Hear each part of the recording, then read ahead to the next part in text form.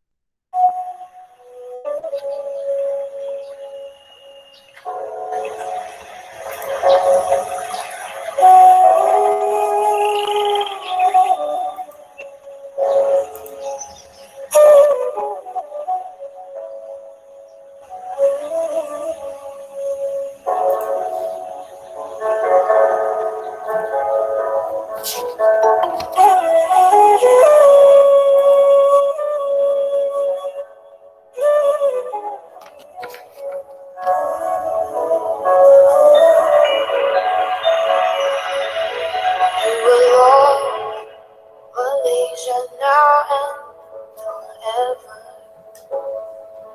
Different races everywhere. The soul of Asia is surely here. This beautiful Malaysia. You will love the colors of Malaysia, where the sun loves to shine on sandy beaches and clear waters with smiles on friendly faces. This land is beautiful, it steals your heart away. This land is paradise, only a smile away. The soul of Asia, the essence of Asia. This land where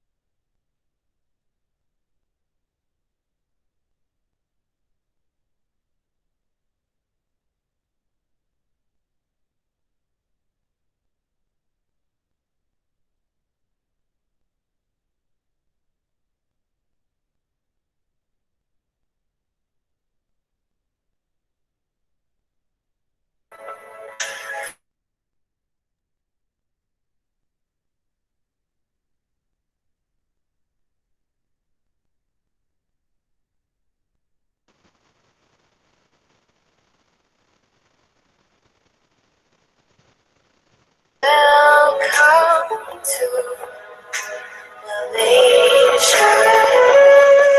This land is beautiful, it steals your heart away. This land is paradise. The soul of Okay, there is 10 more students who not join our class yet. So, but we're gonna start our lecture lah. Okay. Wait, yeah.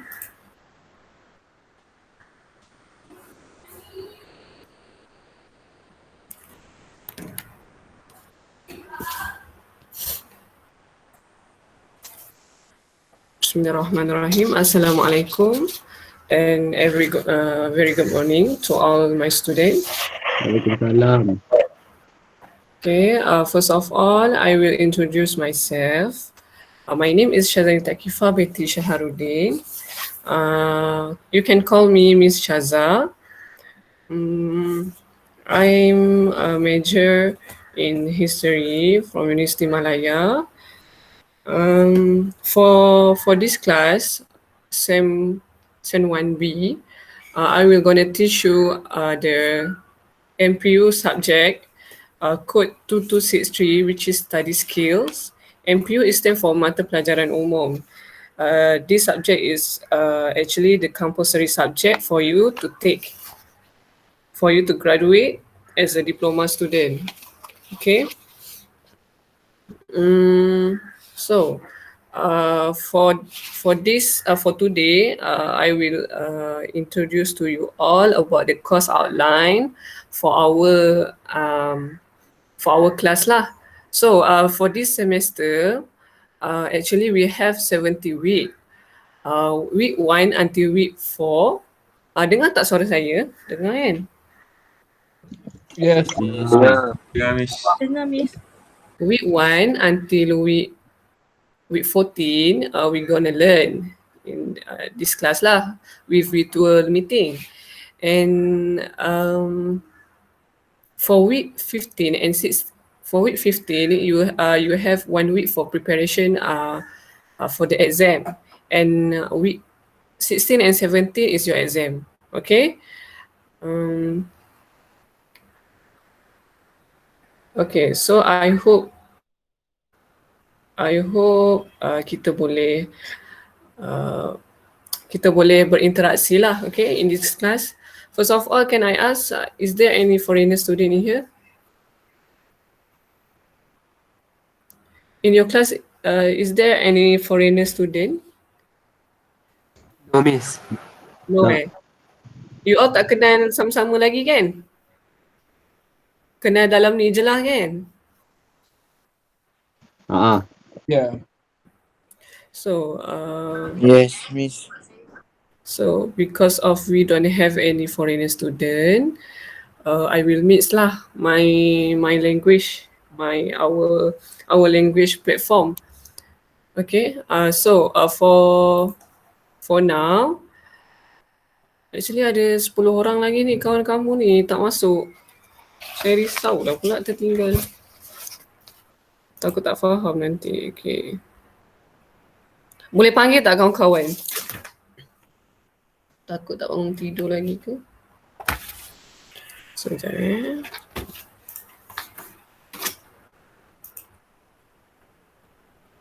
So how your 1 week for your first enter diploma take? How your first week class with virtual meeting? Payah. Kamu ni SPM Pro Max kan? Geng-geng. Yes, Miss. Yes. Pro Max. Result dapat tak lagi result dengan Belum lagi. bulan berapa? Bulan ni Ada kot. yang cakap Tak tahu. Tak tahu. Yang tu bulan ni. So UPU pun still tak dapat lagi lah. Okay.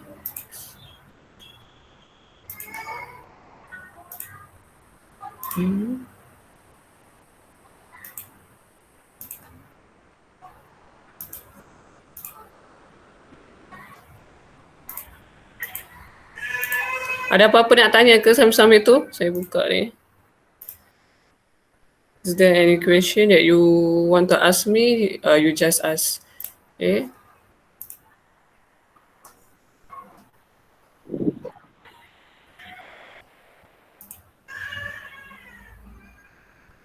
Okay, nampak eh?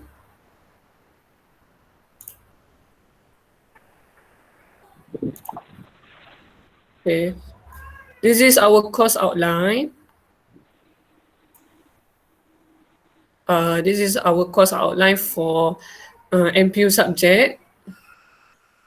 Sorry, suara saya sakit tekak sikit lah. Semalam kelas 6 jam. Sorry. Okay. Okay, untuk di NMUC, we have program Diploma in Maritime Transportation. So this is our program in NMUC. So our course is study skill. code MPU 2263. For this course, will take for 3 credit hours. So 3 jam lah. Every single week. Okay. Lecturer, of course, me. You can call me Miss Shaza. This is my contact info. If you want to contact me, you can directly PM me, WhatsApp or message. And also you can take my email address, ni, shazani@muc.edu.my. So our subject is actually providing basic understanding of study skill based on learning style, concept, and method applied in our daily life. So for this study skill, actually you're gonna learn about how to macam mana you nak dapatkan satu study skill yang berkesan for your diploma. Sebab when you enter the higher education, your study skill will actually different when you in high school or primary school. Okay. So our objective for this subject is provide student with an understanding and ability to apply basic concept of learning style in your daily life as well, to gain student understand of the basic principle and method of study skill in respective area, to emphasize students on time management, concept and type of learning style, and on how to prepare presentation skill. So our method of delivery, my method is first lecture, second tutorial. Tutorial I will give you after class. Every class that we had every week, there is some simple tutorial that you must do. Okay. Third, discussion or class activities. Okay, because of our pandemic COVID-19, we gonna do some virtual activity lah. So I will change this to some tasks. There is 2 tasks that you have to do. Okay, I will explain it later. And lastly is presentation. Okay, so this is our course content or course outline 4.0. So for week 1, we're gonna learn about the topic chapter 1, which is learning style. The subtopic is definition learning style, definisi, approach to learning, type of learning style, and also I and you will draft group assignment, allocation, group assignment, and to give assignment topic. Third is chapter 2, deadlines and time management. The subtopic is the importance, setting goals, planning, prioritizing. And chapter 3 for week 4 is note-taking skill. How the importance of note-taking skill, abbreviation, note-taking methods. So for week 4, we're gonna do some reflection case study. This is the case study that I just say just now. Reflection case study set A, which is contain 10%. For case study, actually you're gonna do for week 4 and week 7. Week 7 or week 8 lah, something like that. So for reflection case study, you have 10%. So 5% for this set A and 5% for set B. Okay. For week 5, we're gonna have a test for you, which is contain 10%. Okay. Actually, there you have 2 tests for week 5 and week 12. Okay. And week 6, we're gonna learn about chapter 4, presentation skill, how you manage your presentation skill. Okay.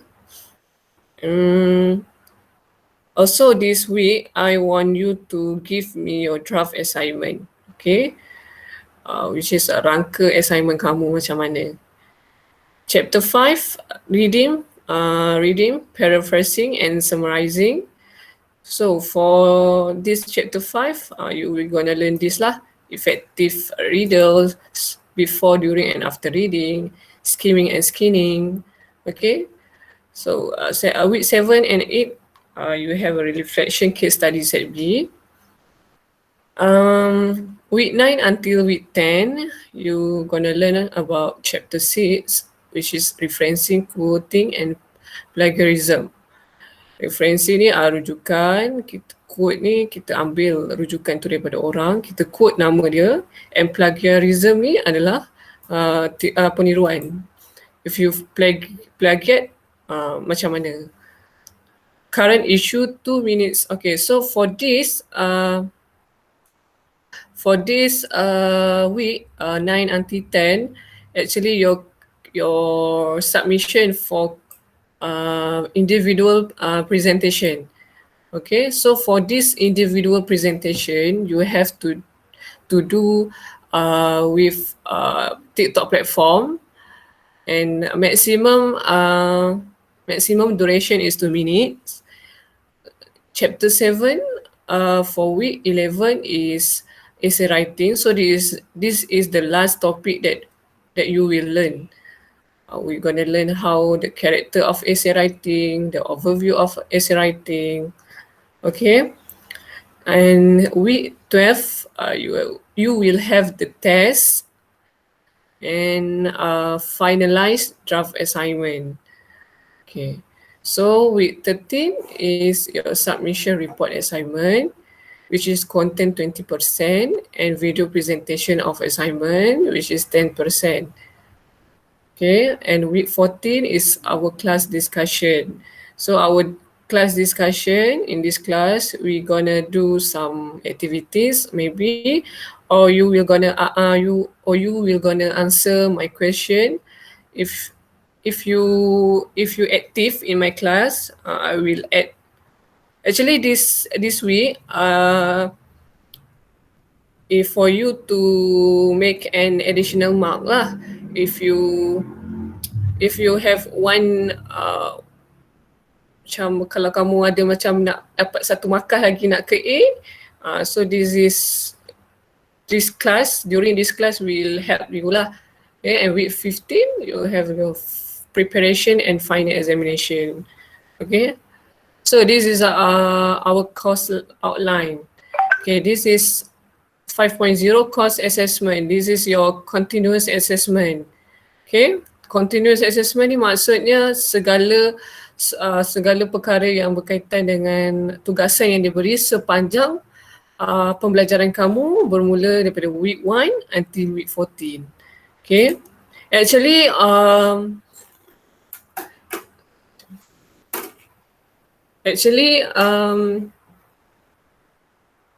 sepatutnya kamu dah start week 1 kan, tapi postpone to week 2. So for our class for week 1,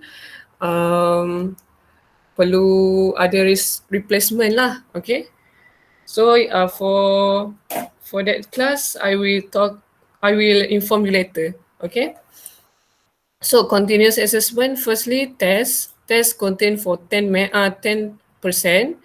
reflection case study 20%, group assignment, reflection case study is 10%, group assignment is 30%, and video presentation is 20%. Okay, for video presentation, you have two video presentation, which is one is in group, which is one is the video group assignment, and second is your individual group assignment. Okay,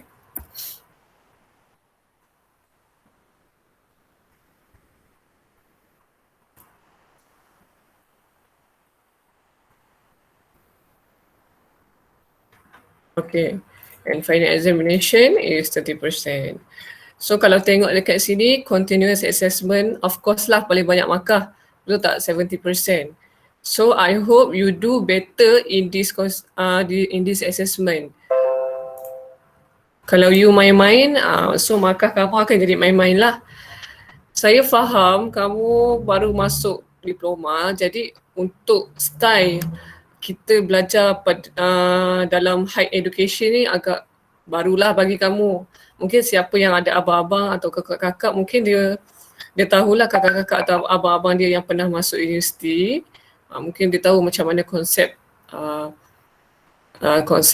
kita study. Sebab bukan sahaja diploma, matric and STPM student also learn how to make the report and the assignment. Okay, then we're gonna go for our assignment. Okay, this is your terms and condition and the rules of your assignment. Okay, so for assignment MPU 263, written group essay assessment is 20%. For your report written is 20%.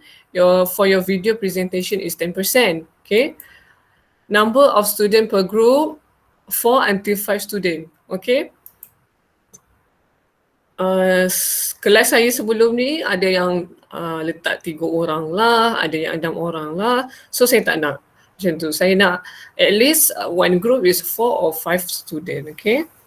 Written assessment and video presentation. Why I put 4 or 5 student, because actually making a report assignment is quite difficult lah. So kalau you have a little bit of members, banyak kerja lah. Tambah-tambah lagi nak kena buat assignment subjek lain. Faham eh? So for written assessment and video presentation submission date will week 13. The due date, the date I will inform later. Okay. Submission must be during class. Oh, ni not available for me. You boleh hantar dekat saya bila-bila je. Tapi pada week 13, last adalah week 13 hari Jumaat pukul 12 malam. Okay. Reaction paper, okay, this is your topic. This is your topic assignment. Reaction paper to a documentary video presentation. So, kamu ambil je mana-mana topik dokumentari. Tak kisahlah dokumentari berkenaan dengan COVID-19, dokumentari berkenaan dengan ketenteraan, GGK, ataupun dokumentari berkenaan dengan pembuatan kilang, pembuatan biskut ke, dokumentari tentang pasal laut ke, it's up to you. Kamu nak pilih yang mana satu dokumentari. Dan dokumentari ni boleh dapat di mana-mana. Kalau kamu nak buat dokumentari about the paranormal pun boleh juga. Okay. And then there is a lot of documentary that you can take in YouTube on siapa ada account Netflix. Dekat dalam tu memang banyak sangat dokumentari. Kalau pergi dekat YouTube, you can also reach Majalah 3. Majalah 3 also have a lot of documentary. Actually, it's a program, a documentary program. Jejak Rasul, you also can anything about documentary. Okay. Instruction of the written reaction paper to a documentary video. Okay, untuk penjelasan sikit lah kalau kalau kamu nak buat documentary report tu kan, kamu bolehlah masukkan, saya bagi gambaran lah, ada rangka, kamu buatlah introduction, okay, apa yang disampaikan oleh documentary tu. Okay, and then sebagai contoh saya akan ambil documentary pasal military, contoh GGK, Grup Gerak Khas. So dalam documentary tu, okay, dia menceritakan tentang bagaimana askar menjalani latihan. Cerita introduction tu cerita secara macam keseluruhan isi apa yang ada dekat dalam satu dokumentari tu.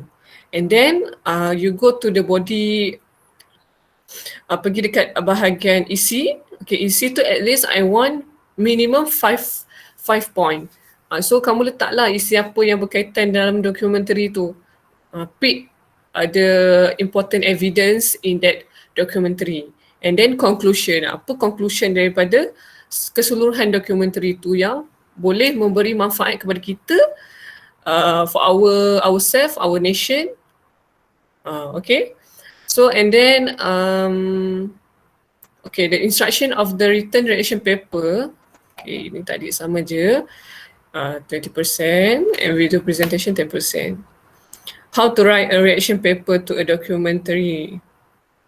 Okay, ni you boleh baca after our class. Okay.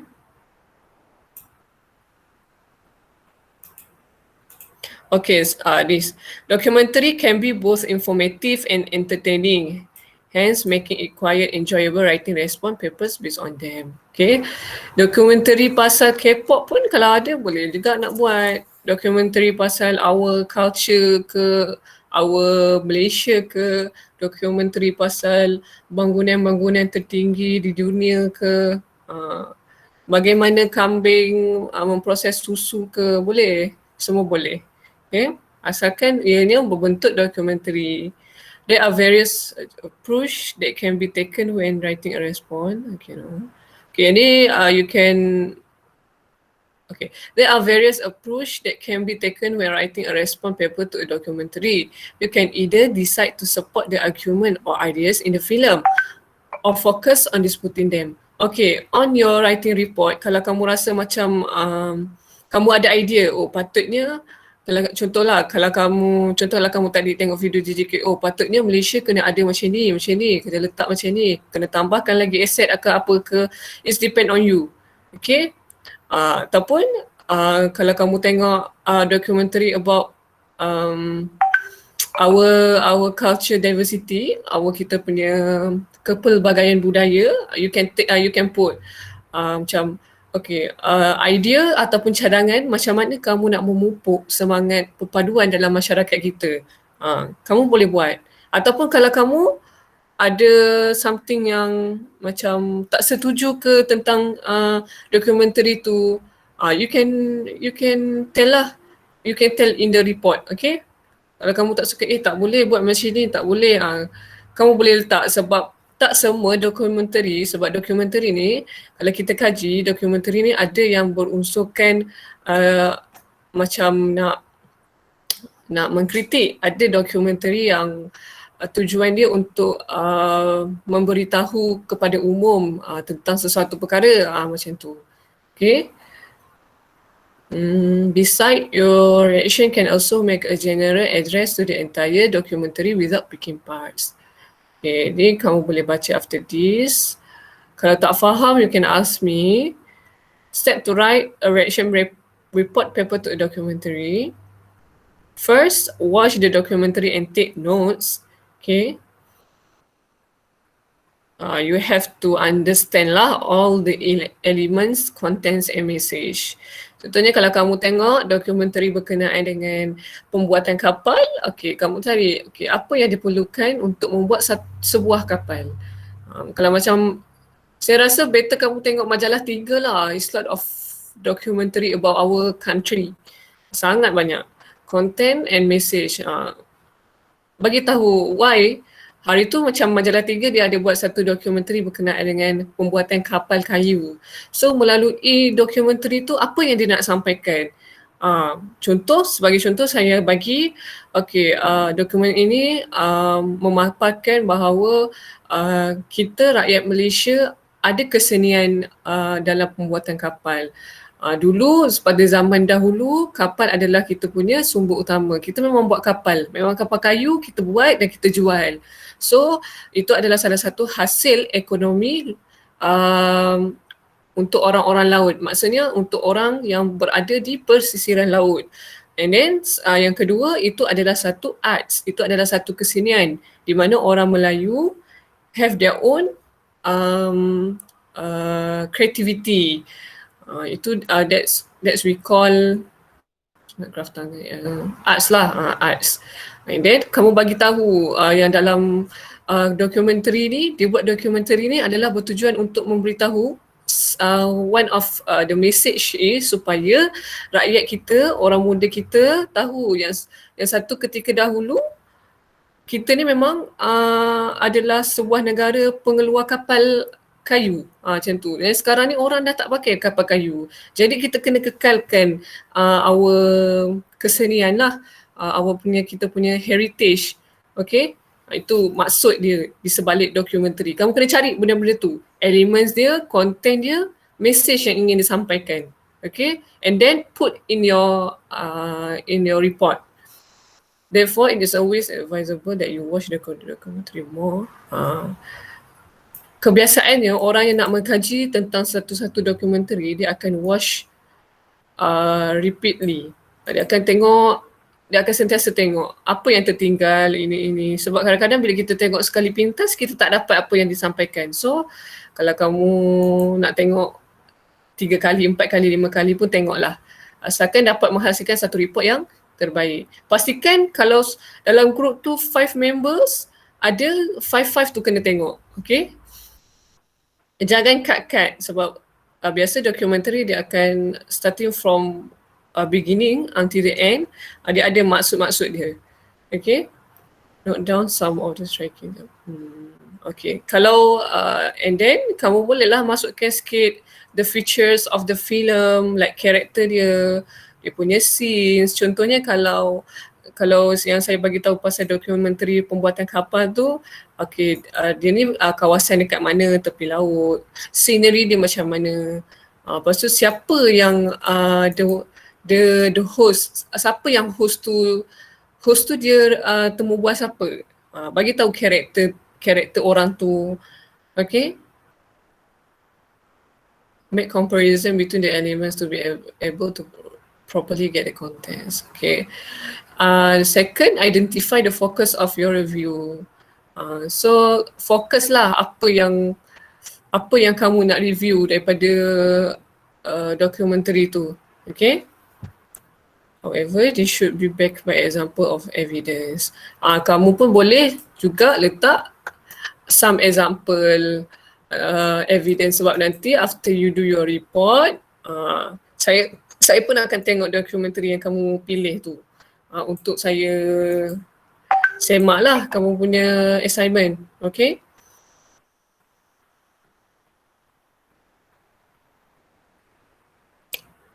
In case you felt it was good, give a reason with evidence to support that claim. Nanti kamu boleh baca, kalau tak faham boleh tanya saya, okay?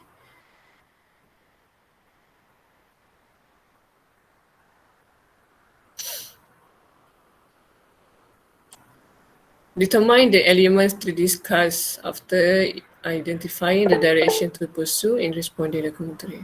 Okay, nanti determine the element to discuss. Nanti kamu petik lah mana-mana elements yang kamu rasa kamu nak discuss dalam tu. Sebagai contoh, pasal dokumentari pembuatan kapal tu, kamu carilah elemen tentang corak yang dihasilkan pada setiap kapal. Corak berbentuk apa. Kamu boleh discuss benda tu. Kenapa dia letak corak macam ni? Ataupun kamu nak kata kenapa kapal kayu ni still lagi orang buat sedangkan dah ada teknologi yang canggih. Kita dah ada kapal boat. Kenapa nak kena ada kapal kayu ni? Kamu boleh discuss lah benda tu. Pick one point, pick one elements untuk discuss benda tu. Okay? Create an outline. An outline is a simple plan showing. Okay, so nanti I want you, after you get your group members, please create an outline. Rangka dulu apa yang kamu nak letak. Lepas kamu dah tengok dokumentari, okay dah set, okay minggu ni geng, minggu ni kita tengok dokumentari. Okay, hari Jumaat kita buat meeting, kita discuss apa yang ada. So sambil-sambil tu pick one, macam seorang tukang catat, okay, apa yang kita nak sampaikan dalam report. So you make a draft, you make a blueprint, rangka, and then you give to me. Kamu bagi saya untuk saya tengok first your draft, your first draft, and sekiranya ada penambahbaikan saya akan masukkan. Kalau ada kekurangan saya pun akan suggest lah untuk apa yang kamu untuk apa yang kamu boleh buat. Okay. Format to write a reaction paper to a documentary. So this is the format of the document of the reaction paper lah, of the report paper lah. Okay, first is introduction. Kamu boleh baca ni nanti. Seperti biasalah intro. Intro ni kita nak cerita apa? Kita nak cerita apa yang kita nak bagi tahu dekat dalam report kita tu. Okay? Kalau kamu tengok dokumentari pasal kapal tadi, kamu ceritalah, saya nak menyampaikan tentang bagaimana pembuatan kapal ini masih lagi berjalan sehingga kini. Contoh. Okay. Then to introduction.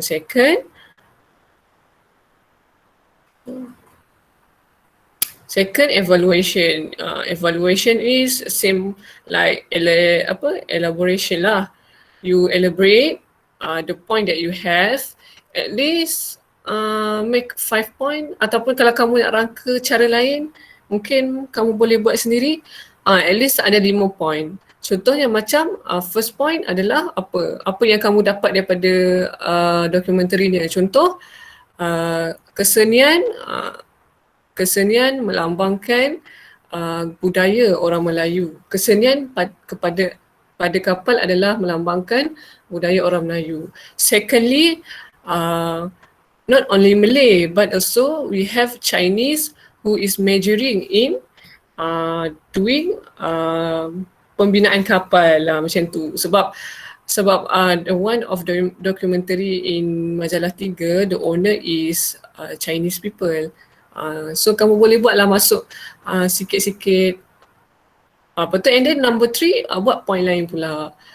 Kenapa why we until now we have this industry. Sebab apa? Sebab kita nak kekalkan our heritage, kita nak kekalkan tradisi kita orang Melayu, supaya tidak ditelan zaman. Macam tu lah buat, and then you elaborate 1 point and then you elaborate kat bawah tu. Okay. And third is conclusion. Conclusion ni seperti biasalah, kamu ceritalah balik apa yang dapat daripada situ. Conclusion ni kan kalau kita belajar dulu masa sekolah, dia ada ciri-ciri dalam conclusion tu, apa yang perlu dimasukkan dalam conclusion ni. Contohnya kamu cerita daripada awal hingga akhir secara keseluruhan tapi dalam bentuk ringkas, briefly only, and then you put apa kesan dia kepada masyarakat, apa kesan dia kepada negara, apa kesan dia kepada ekonomi, macam tu. Okay. And then in conclusion, if you want to tell your opinion, a little bit opinion, you also can. Okay. Saya macam apa yang kamu tulis dalam report tu adalah based on your opinion lah, based on your documentary that you see, that you watch. Okay. This is our guideline, cover page, apa semua ni. And then instruction of video presentation. Okay, disebabkan our situation right now, we already have to stay at home, work from home, and virtual class. So we must do some video presentation lah, because we can do a physical presentation. Jadi saya minta kamu semua buat video. Tak kisahlah video dalam bentuk macam mana, tapi asalkan dia melibatkan semua ahli member lah. Semua member ada dekat dalam group tu, okay?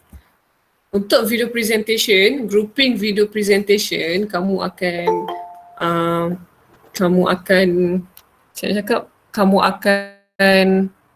membincangkan tentang apa yang kamu buat dalam report.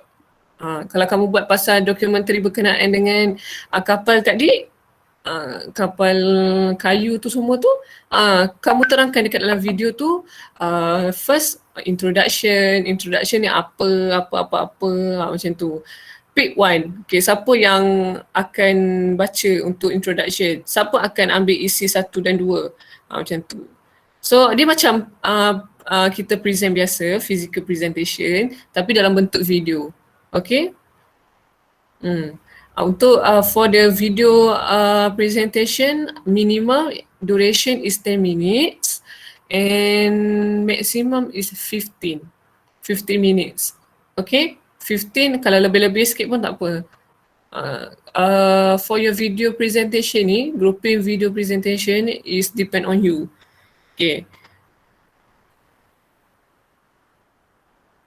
Okay, please name the file using group name. Okay, ni nanti you can read later lah. Okay, this is for video group assignment. Untuk individual assignment, tadi kan saya ada bagi tahu kan, your individual presentation. So your individual presentation adalah berkenaan dengan presentation menggunakan TikTok platform.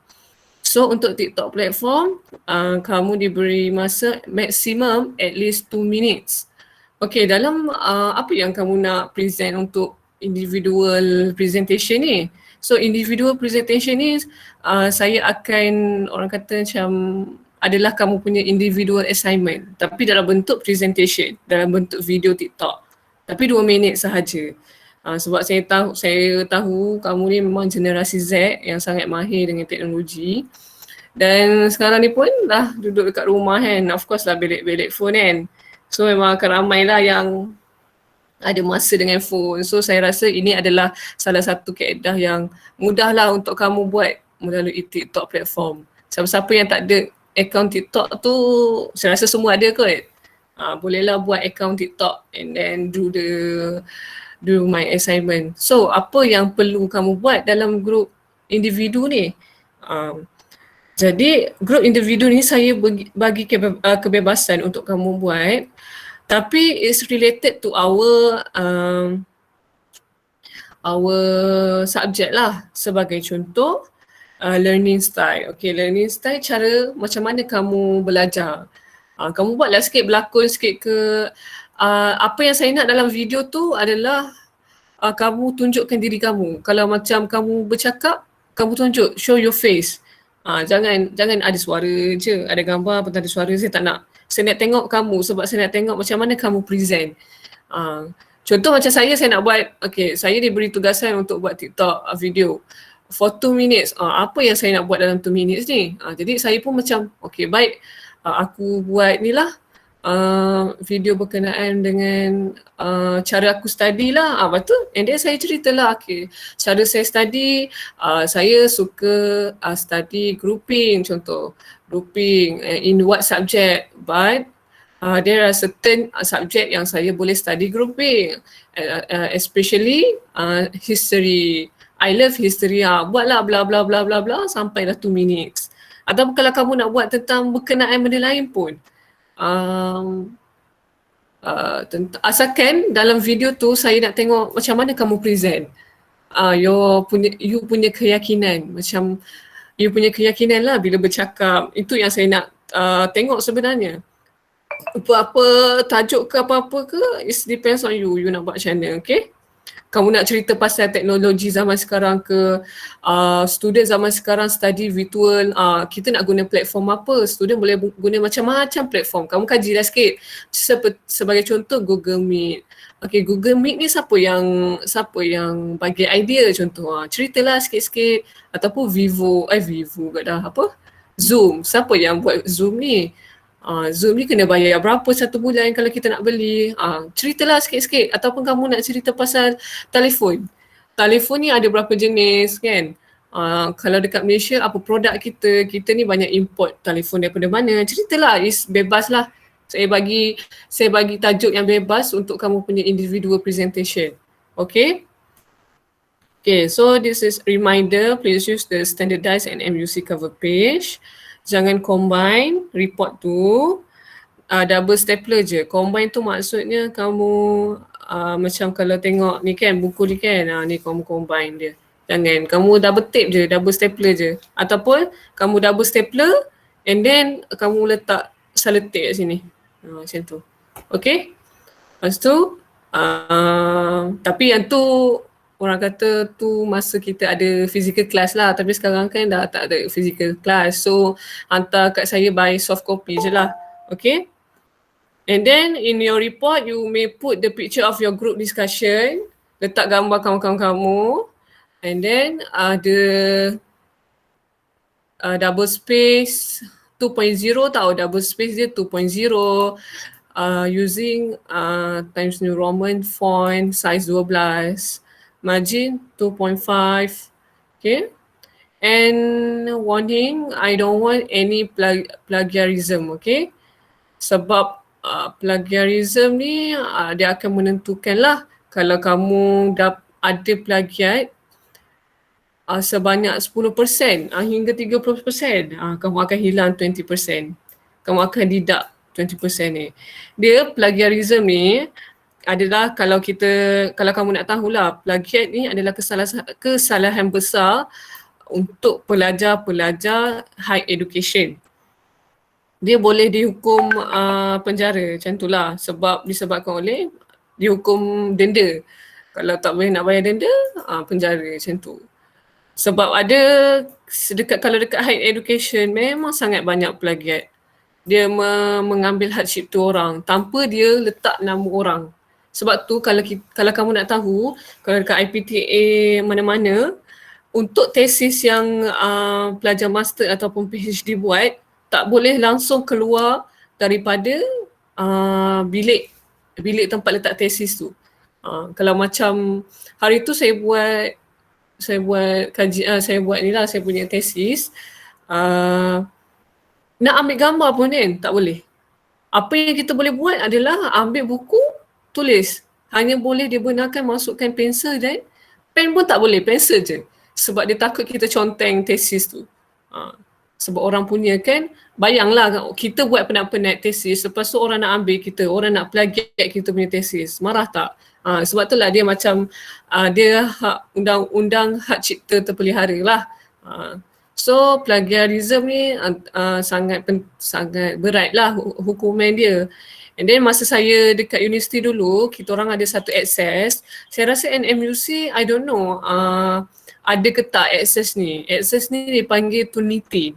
Turnitin ni bila before you send to your professor ataupun lecturer, you kena masukkan dalam Turnitin tu, and then dia akan check how much percentage that you ada. Berapa percentage kamu meniru dekat dalam report kamu ataupun kamu punya assignment. Okay.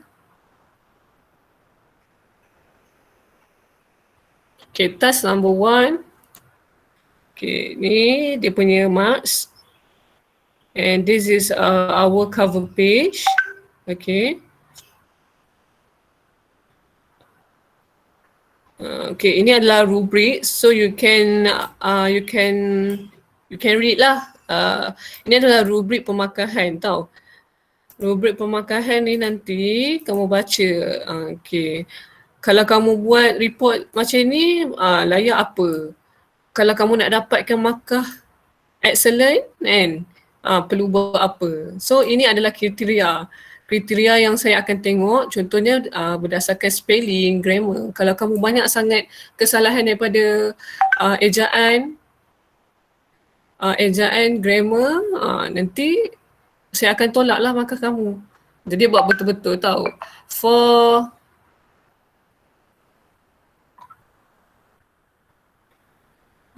For your report ni, please do it in English lah, okay?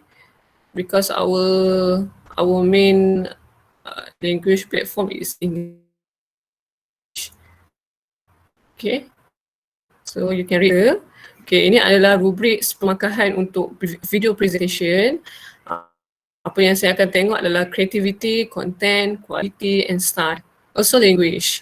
I hope there is not a lot of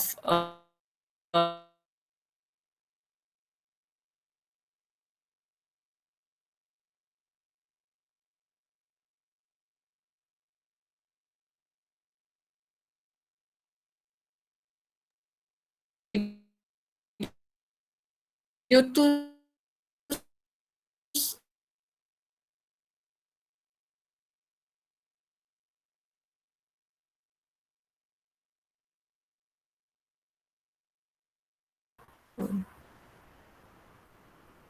So, ada apa-apa soalan tak untuk assignment dengan course outline yang saya terang tadi? Ada tak apa-apa soalan? Ada yang tak faham ke berkenaan dengan video presentation ke?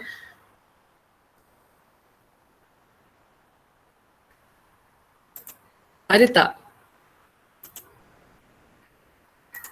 Miss, yang Ya. last kali Miss kata apa sangkut-sangkut? Yang mana? Yang tadi last kali Miss cakap tu. Cakap pasal apa? Sangkut-sangkut. Tak dengar habis. Yang mana tu? Banyak yang ni. Yang last kali ni ke? Sekejap Sekejap. Yang last kali. Sebelum Miss tanya ada apa-apa soalan tu. Yang ni. Bukan yang ni. Yang ni. Oh, yang ni video presentation individual marks. Ini bila kamu macam dalam grouping kan? Kan kamu bercakap sorang-sorang kan?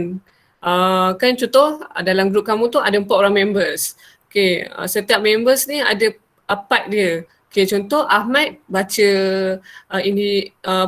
introduction. So melalui masa Ahmad baca tu, saya akan nilai. Okay, ni Ahmad. Okay, dia ni apa konten dia yang dia cakap? Dia guna bahasa dia standard BI tak? Standard English baku tak? Style dia ni dia ada style tak? Contohnya style ni daripada segi kekemasan dia, lepas tu cara dia bercakap, style dia macam mana? Kalau kamu kaku dia cara bercakap, kuranglah sikit. Macam gitu. Faham tak? Sama lah juga video presentation individual ni untuk TikTok. Kalau boleh, buatlah kreatif sikit video TikTok kamu. Saya rasa banyak je contoh-contoh video TikTok yang kreatif. And then yang paling penting adalah konten. Konten tu penting. Kalau kamu bercakap banyak mengarut-ngarut, lepas tu banyak gambar, saya akan tolak lah sebab konten kamu tak banyak. Okay? Lagi ada apa-apa lagi? TikTok tu kena ada Kamu tak ada TikTok ke? Tak ada. Kalau tak ada tu macam mana? Di TikTok. Kalau kamu tak ada TikTok, kamu boleh buat video sendiri. Kalau tak ada, you boleh pergi download. Tu. Sukses Saya rasa lah. ya Allah, saya rasa kan guna platform TikTok lah paling senang, betul tak? Sebab dekat situ semua dah ada. Ya, Tapi betul. pakai masa. Jadi macam senang lah kamu nak hias ke, nak ada filter ke, benda tu dah ada. Sebab tu lah saya suruh kamu guna TikTok. Sebab saya pun jenis malas, orang yang malas nak buat video. That's why saya Saya suruh kamu. biasa guna pakai master. Dia ada masa. Tapi TikTok sekarang kan dah boleh sampai 3 minit. Kan? Ya, betul. Tak apa, nanti sebab saya rasa TikTok adalah cara yang paling senang lah untuk kamu buat video sebab dengan phone pun kamu dah boleh buat. Kalau kamu nak guna video, nak buat video pakai laptop ke apa, it's a bit complicated lah. Tak tahulah kalau orang yang okay guna buat video kan. Dia memang pandai buat video ke apa ke. Kalau saya malas nak buka laptop, saya buat kat phone je. Cari senang lah nak cari maklumat, save kat phone and then buat je.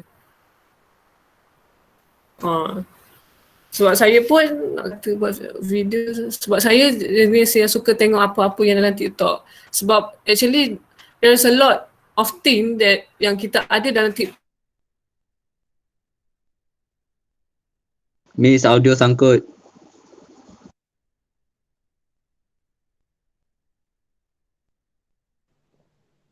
Line problem.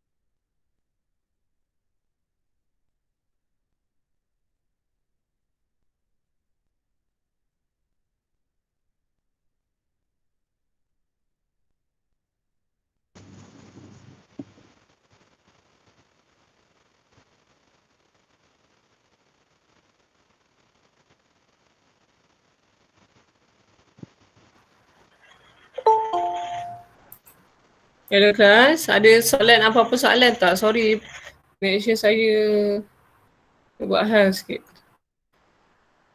Tak ada.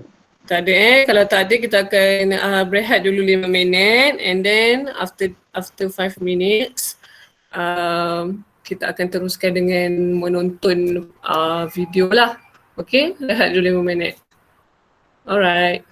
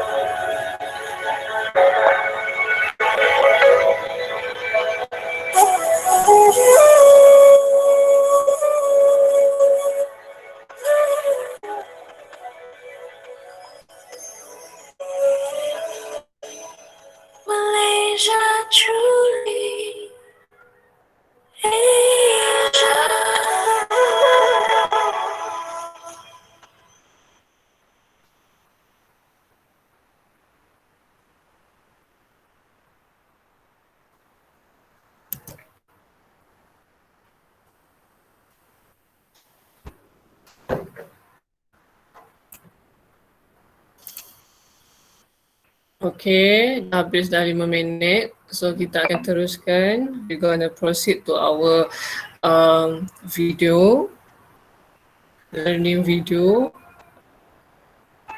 So please watch the video truly, and I will ask later lah. Yeah. Okay.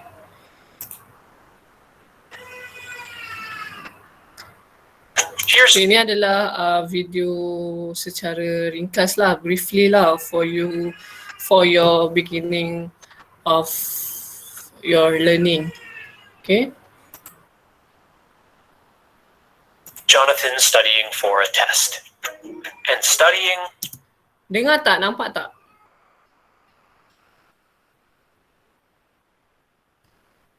Nampak ni. Nampak Nampak Miss. And studying. And here he is getting his test results. All that studying and he still got an F. Why? The thing is, there's no one right way to study. Some methods might work great for one person and not at all for others. Everybody learns differently. In order to find a study method that's best for you, it's important to know your learning style. The four most popular learning styles are visual, auditory, reading, writing, and kinesthetic, or hands-on. For most people, one of these methods will work best, but it's also possible for a combination of different styles to be effective. To discover your learning style, you can complete an online assessment. There's a wide variety of them available, consisting of multiple choice questions. However, you can also observe yourself and your previous learning experiences to get an idea of how you learn best. Let's circle back to Jonathan. When he's in class and his teacher is lecturing, he gets distracted pretty easily. Words tend to go in one ear and out the other. But when his teacher starts using visuals, Jonathan finds it easier to focus and understand the material.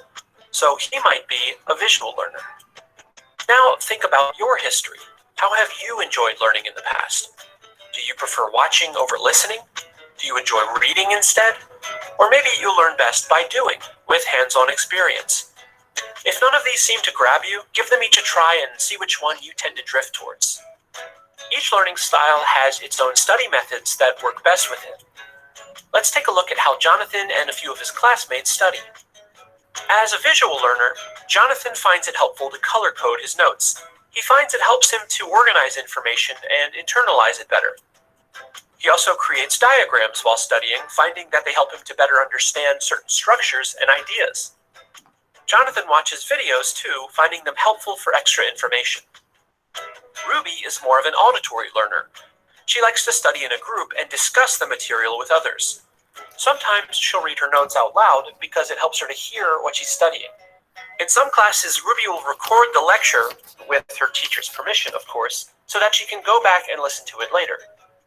Terrell finds that he learns best by reading and writing. He takes substantial notes during class and reads over them often. When he's trying to memorize something, he'll often write it out. He also makes sure to read and reread any materials his teacher has assigned the class. Raya is a kinesthetic learner. She's got a lot of energy and likes doing things. Labs and hands-on activities help her to understand certain ideas and topics. Sometimes she'll review her material while she's walking around. She also likes to take breaks in order to release some of her energy, allowing her to focus when she returns to studying. All four of these students are studying the same material, but they're doing so in different ways. Now, this doesn't guarantee that they'll all get the same grades, but by determining their learning style and finding study methods that work for them, they just might find themselves getting better results. GCF Global, creating opportunities.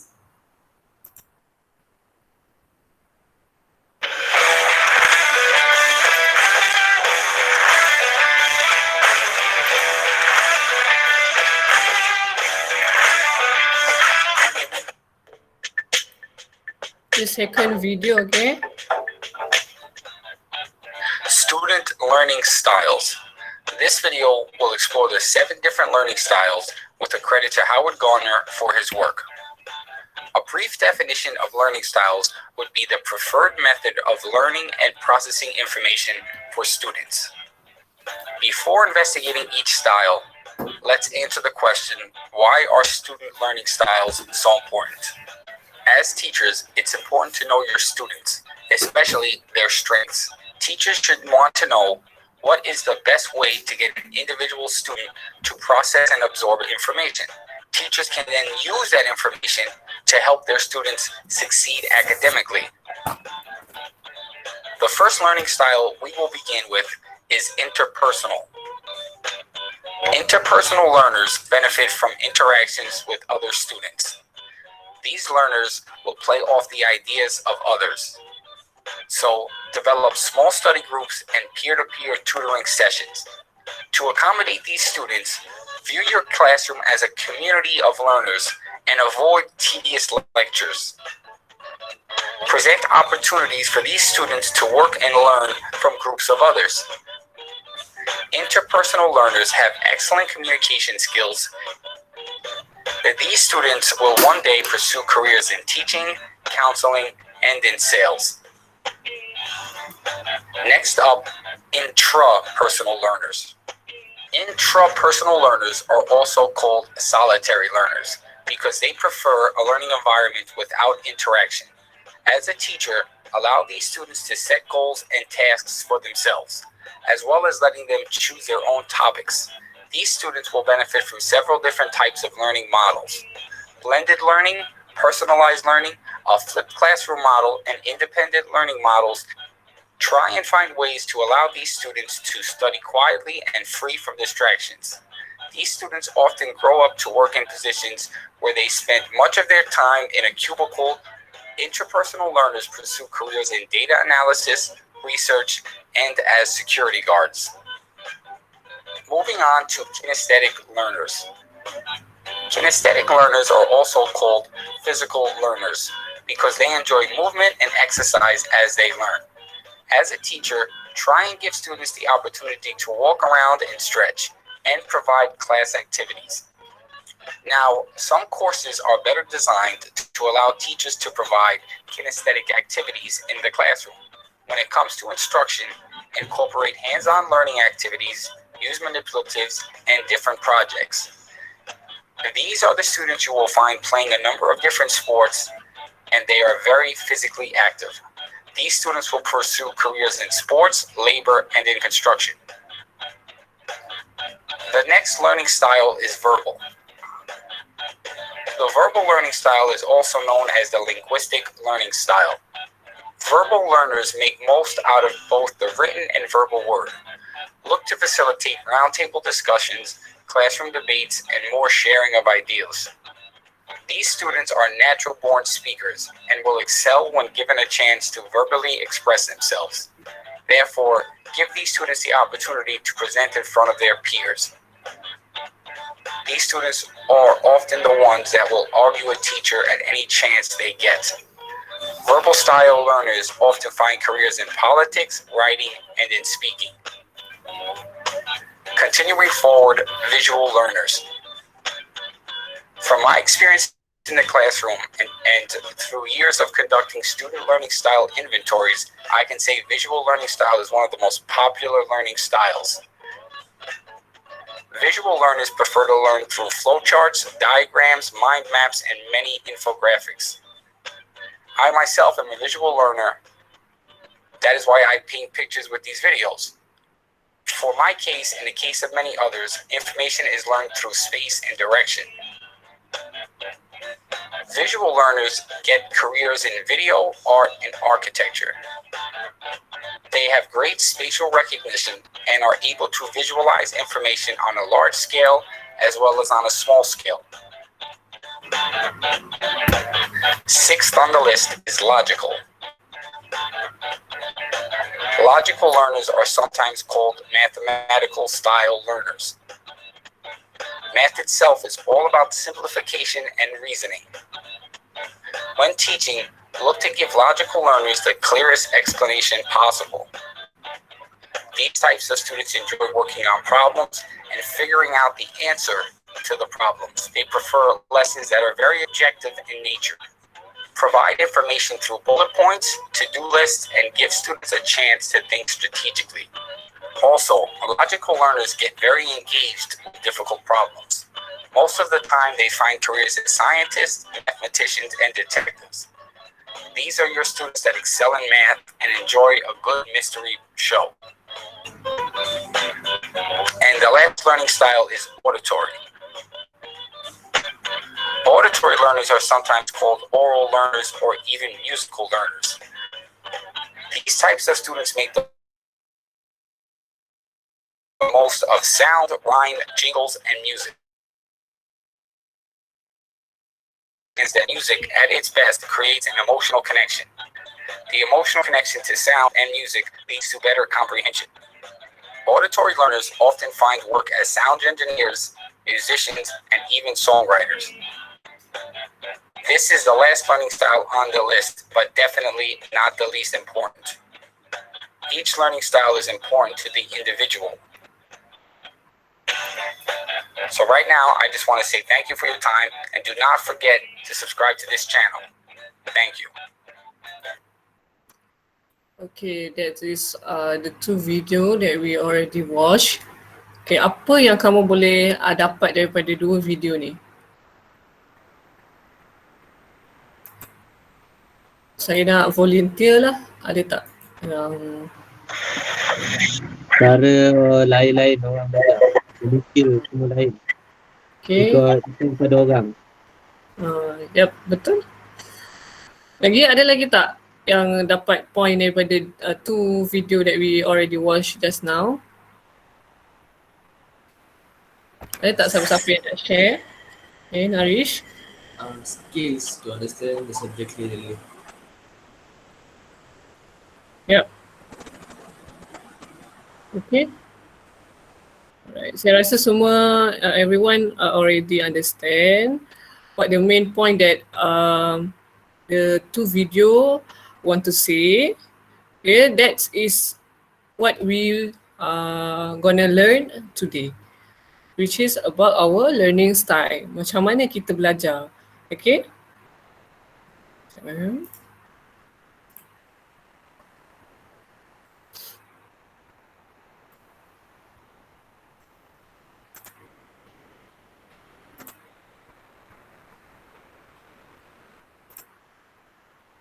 Nampak kan slide saya? Okay, this. Nampak tak slide saya? Nampak kan? Nampak. Okay, so chapter 1, which is a learning style. So in this chapter, for today only, we're gonna learn about what is learning style, field independence, left and right brain dominance, reflective and impulsive. Okay. The first is what is learning style. Okay, learning style is referred to a general manner of doing something which is typical or representative of a person or a certain form of typical expression. Learning style can be referred as a certain form of typical expression. Okay, in the context of educational psychology, learning style is pupils' typical manner to attend. It is a process and acquire information, knowledge, or new experience. And 4th is, according to cognitive psychology, learning style can be of various ways of making perception and processing information to formulate concept and principle. Okay, so apakah itu learning style? So learning style ni adalah gaya macam mana kita nak belajar. Kalau kita tengok secara ringkas saya akan terang. Kalau kita tengok, okay, semasa kita zaman sekolah rendah dengan sekolah menengah dan masa zaman kita in high education, sistem pembelajaran kita sangatlah berbeza. Kita punya learning style kita berbeza. Sebagai contoh, saya bagi contoh lah, kalau dekat sekolah dulu kita panggil as school spoon feeding. Semua benda cikgu yang bagi. Kita punya kerja sekolah ke ataupun nak rujuk mana ke, semua cikgu yang bagi. Nota ke, semua cikgu bagi. Tapi bila when you enter the high education, you have to find it by yourself. Kamu kena cari benda tu sendiri. Kamu nak belajar pasal, nak cari tentang masyarakat primitif, kamu kena cari benda tu sendiri. Apa masyarakat primitif? Primitif ni apa pula? Dia banyak cabang kalau bila kamu masuk high education. Kamu nak buat assignment, kamu kena cari maklumat sendiri. Kalau dulu cikgu datang pada kita, tapi sekarang bila kamu dah enter diploma, kamu dah masuk kepada dunia high education, benda tu semua bergantung pada kamu. Sebab itulah ada orang yang gagal subjek ni walaupun dia dah ambil banyak kali. Sebab apa? Sebab dia tak ubah cara dia belajar. Dia dependent person lah, maksudnya dia mengharapkan orang lain untuk bagi dia semua benda macam tu. Jadi kalau dulu kamu ada sikap yang macam tu waktu sekolah menengah ke, tolong buang bila kamu dah masuk in higher education. Okay, sebab terutama sekali adalah perasaan rasa malas tu. Itu memang penyebab utamalah kenapa ramai student yang masa sama sekolah dia memang pandai gila.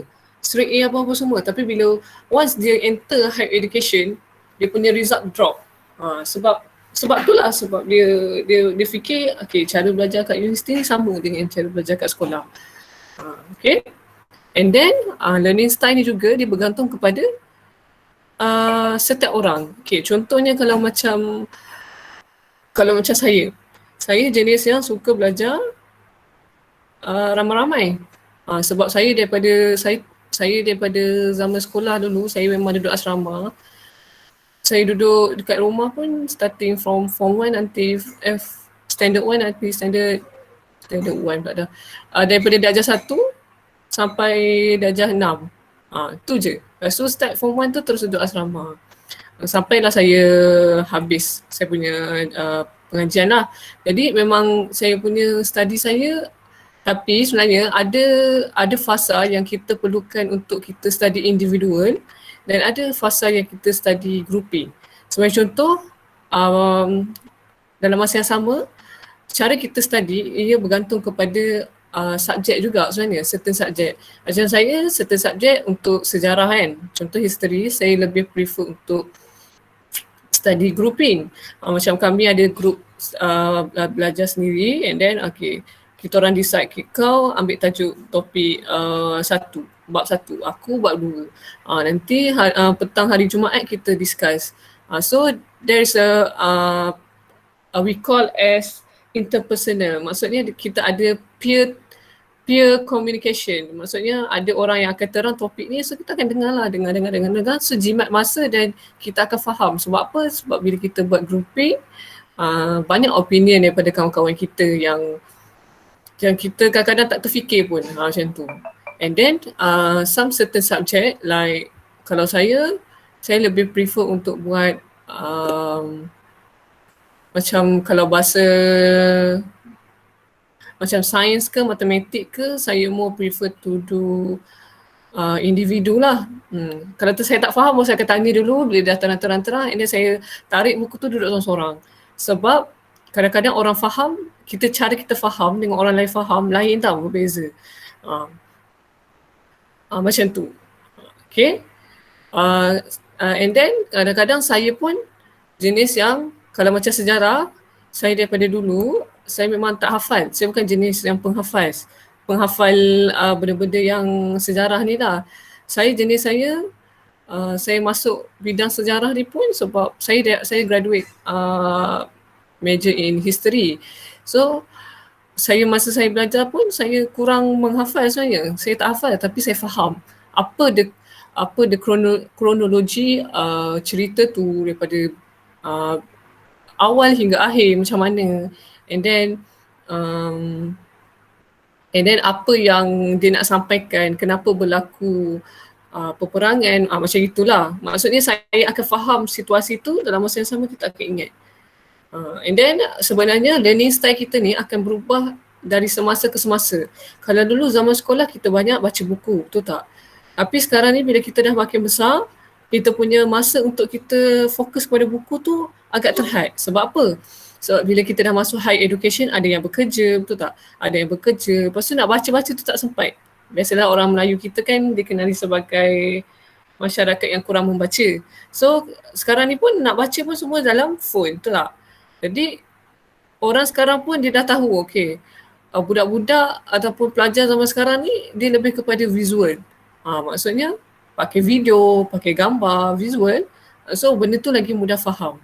Dan ada certain orang yang dia boleh dia belajar melalui auditory.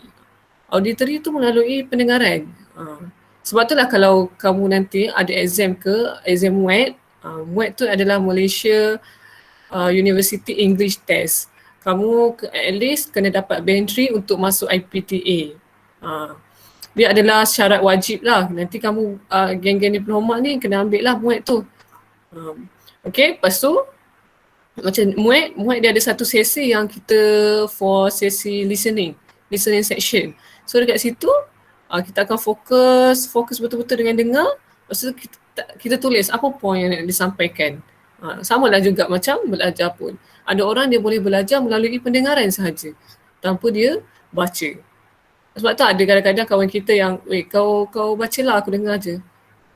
Dia skill macam, ada orang pattern macam tu. Ada orang yang jenis mudah untuk terima benda tu melalui kita dengar je. Okay. Ways of making perception and processing. Okay.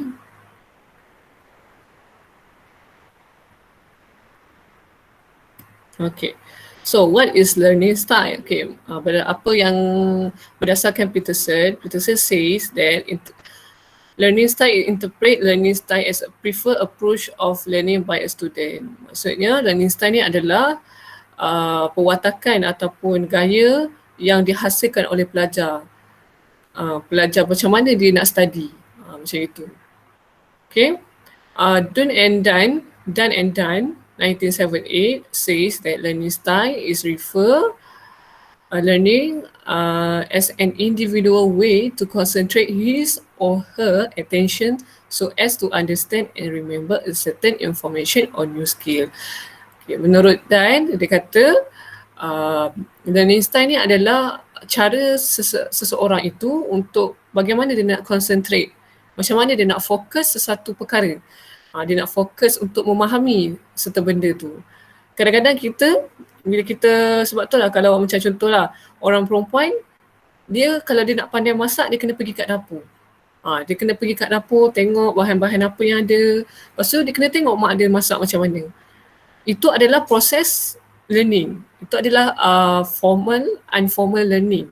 Maksudnya pembelajaran yang tidak formal. Maksudnya kita boleh belajar dengan melalui pemerhatian. Okay, setiap benda yang kita nak belajar, dia ada cara dia. Macam orang lelaki nak baiki motor.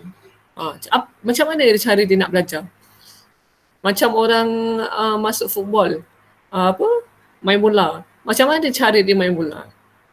Dengan membaca teori bola saja ataupun melalui latihan, practicing. Okay. And then Grigot, 1985. Grigot said that asserted that every individual is born with his own learning style. According to him, family inheritance and the environment play important roles in formulating an individual learning style. Okay, Grigot dia kata setiap orang dia dilahirkan dengan ada gaya dia sendiri, ada gaya dia belajar sendiri.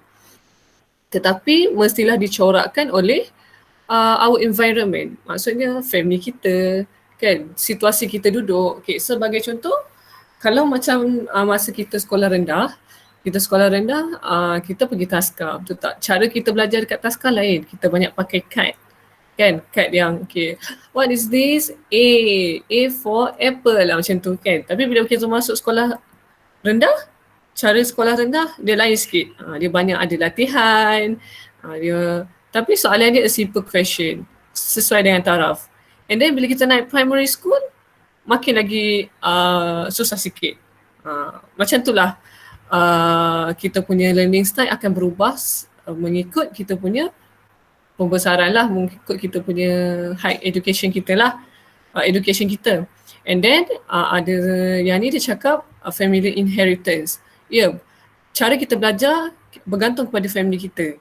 Kalau macam mak ayah kita jenis yang tekankan kita bila macam adik setiap malam adik kena baca 2 muka surat macam tu. So itu maksudnya ibu bapa kita telah macam dia telah mendidik kita untuk untuk membaca buku setiap hari. Setiap hari 2 muka surat. So benda tu lama-lama kita akan jadi macam minat baca. Macam tu lah. Kalau macam saya dulu, ayah saya memang suruh saya baca buku. And then setiap kali balik sekolah, my mother akan keluarkan buku untuk check kerja sekolah apa yang ada. So that dia akan tolong saya buat kerja sekolah. Itu adalah peranan daripada ibu bapa. Dalam masa yang sama, the environment play important roles juga. Contoh, macam saya sekolah berasrama. So masa zaman saya sekolah asrama, of course lah saya tak duduk dengan family saya betul. Saya dikelilingi oleh kawan-kawan saya. Jadi bila kita duduk kat asrama ni, of course lah, ramai kawan. So dia jadi melencong sikit. Dia tak ada dah study ni. Dia macam kalau nak study pun kena tunggu kawan kan, apa-apa semua. So itu adalah cara kita bila kita dah naik duduk sekolah asrama. Tapi for those yang tak duduk asrama, sekolah SMK ataupun sekolah harian biasa SMK lah, dia akan duduk di rumah, study di rumah. So dia akan study alone. Kalau kami yang duduk asrama ni, ada yang study sendiri, ada yang study ramai-ramai. Kalau macam saya dulu, kalau kat asrama, kami ada prep petang, prep malam. Kalau macam saya, masa zaman saya belajar dululah, masa petang tu saya akan buat calculation punya subjek. Lepas tu malam tu memang time untuk saya tidur lah. Maksudnya saya akan tidur sekejap tu, saya kadang-kadang borak, kadang-kadang kita orang makan kan. Biasalah kan duduk asrama kan. Waktu prep duduk pula dengan member. Lepas tu lepas dah sampai pukul 11 tu, tapi belajar dah juga sikit. Lepas tu sampai pukul 11 tu balik hostel, lepas habis supper tu tunggu orang baca ilmu, orang lain dah baca ilmu. Saya dah tidur awal dulu. Saya dulu SMKA, Sekolah Menengah Kebangsaan Agama. Dekat Terengganu, saya daripada Terengganu. Ada orang Terengganu ke kat sini? Ada ke? Tak ada lepas tu sebab saya punya pattern saya study adalah pukul pagi. So saya pukul 11 tu automatik memang saya dah off. Pukul 4 pagi tu saya akan bangun, time tu lah saya nak buat revision. And then time tu lah kita nak study lah, nak study benda yang baru dan buat kerja sekolah. Pattern saya kalau kerja sekolah tak siap lah. Asal sampai kat sekolah, ambil buku member, tiru supaya bila cikgu check kerja sekolah kita, okay dah siap, supaya cikgu tak marah lah. Kan kalau biasa kan, kalau cikgu marah kan tak berkat kan. So saya akan pastikan cikgu saya tak marah lah. And then lepas dah habis kelas tu baru saya akan check semak balik apa yang salah kan. Sebab kita tiru kawan kita kan, kadang kawan kita tak betul tak. So kita akan study balik lah. Itu cara saya belajar lah dulu masa sekolah. Dan saya percaya bahawasanya kalau kita study pagi, dia akan membuahkan hasil lah. 90% otak kita akan menerima pembelajaran pada waktu pagi, cergas. Okay. Itu cara saya belajar. Macam mana pula cara kamu belajar, itu bergantung kepada kamu. Sebab kadang-kadang kan, setiap kali kita belajar, kita kena check tau, kita kena observe. Okay. Macam yang video yang pertama tadi kan, dia kata, okay, gagal lagi. Exam pertama gagal, exam kedua gagal. Kita kena observe, kenapa aku boleh gagal? Adakah cara aku study lain? Macam tu. Ada orang, bila dia exam tu macam, okay, dia baca, okay tak apa, baca je. InsyaAllah boleh jawab exam. Lepas tu, tengok gagal. Lepas tu bila second ni, tak boleh ni baca, aku kena tukar cara aku belajar ni. Masa tu kita buat notes. Kita baca and then kita tulis supaya kita mudah ingat. And then naik sikit markah. Sebenarnya cara kita belajar ni, kita boleh observe sendiri dan kita boleh buat eksperimen. Macam tu lah macam mana saya belajar dulu, saya sentiasa buat eksperimen. Starting saya pada first year, nantilah saya fourth year, nantilah saya habis saya master apa semua. Okay. And then field independence. Okay, field independence ni adalah according to Slavery 1994, learning style can be grouped into two main categories, which are independent learning style and dependent learning style. Independent learning style ni maksudnya cara kita belajar secara independent, secara sendiri. Maksudnya kita independent lah, kita tahu macam mana kita nak belajar. Kalau dependent learning style ni macam saya cakap tadi, spoon feeding. Kita mengharapkan orang lain yang ajar kita lah. Cara kita belajar ni kita mengharapkan orang untuk bagi ilmu kat kita. Kalau independent learning style ni, kita kena cari, kita observe benda tu sendiri. Okay. Field independence. Okay, kalau kita tengok the main characteristic ada person yang independent learning style ni, dia perceive a situation or pattern in overall manner. Dia accept general opinion. Dia orang yang dependent ni, dia kadang-kadang dia sebenarnya tak bagus pun orang dependent ni. Dia kalau orang yang bagus ni, dia tahu aku ni tak banyak ilmu pasal ni, aku kena observe ni. Jadi dia independent learning style.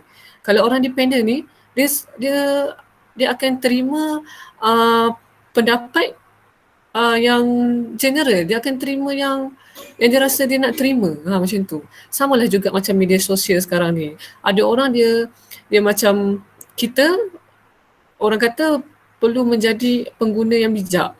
Jadi bila kita dapat satu-satu information tu, kita macam, kita realise dulu, kita observe. Betul ke maklumat ni? Jangan accept je maklumat tu and then sebar kepada orang lain. Itu tidak betul lah. Biasanya orang yang dependent ni, dia terima benda tu tanpa ditabayun, tanpa dia check dulu sama ada benda tu betul ataupun tak. Okay.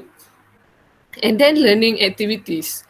Okay, orang dependent learning style ni, dia learning activities is based on intrinsic motivation. Dia belajar macam aku bila nak minggu depan nak exam, kena belajar ni. Bila dia tahu dia nak exam baru dia belajar. Bila nak dekat exam baru dia belajar. Macam tu. Ataupun orang suruh belajar baru dia nak belajar. Macam tu. Dia bergantung kepada orang suruh. Macam tu.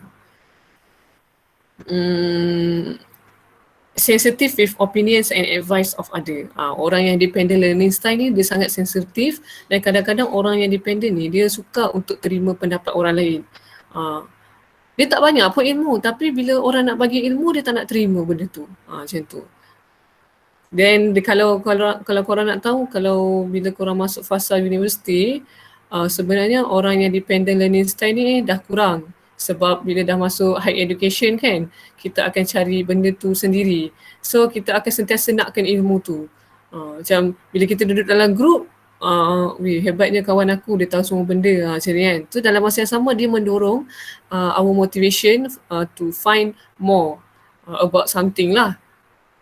Then are willing to be led by people who them highly respect. Orang yang dependent ni kadang-kadang ni dia pilih orang tau, dia pilih bulu. Siapa yang dia nak respect, dia akan dengar orang tu dia cakap.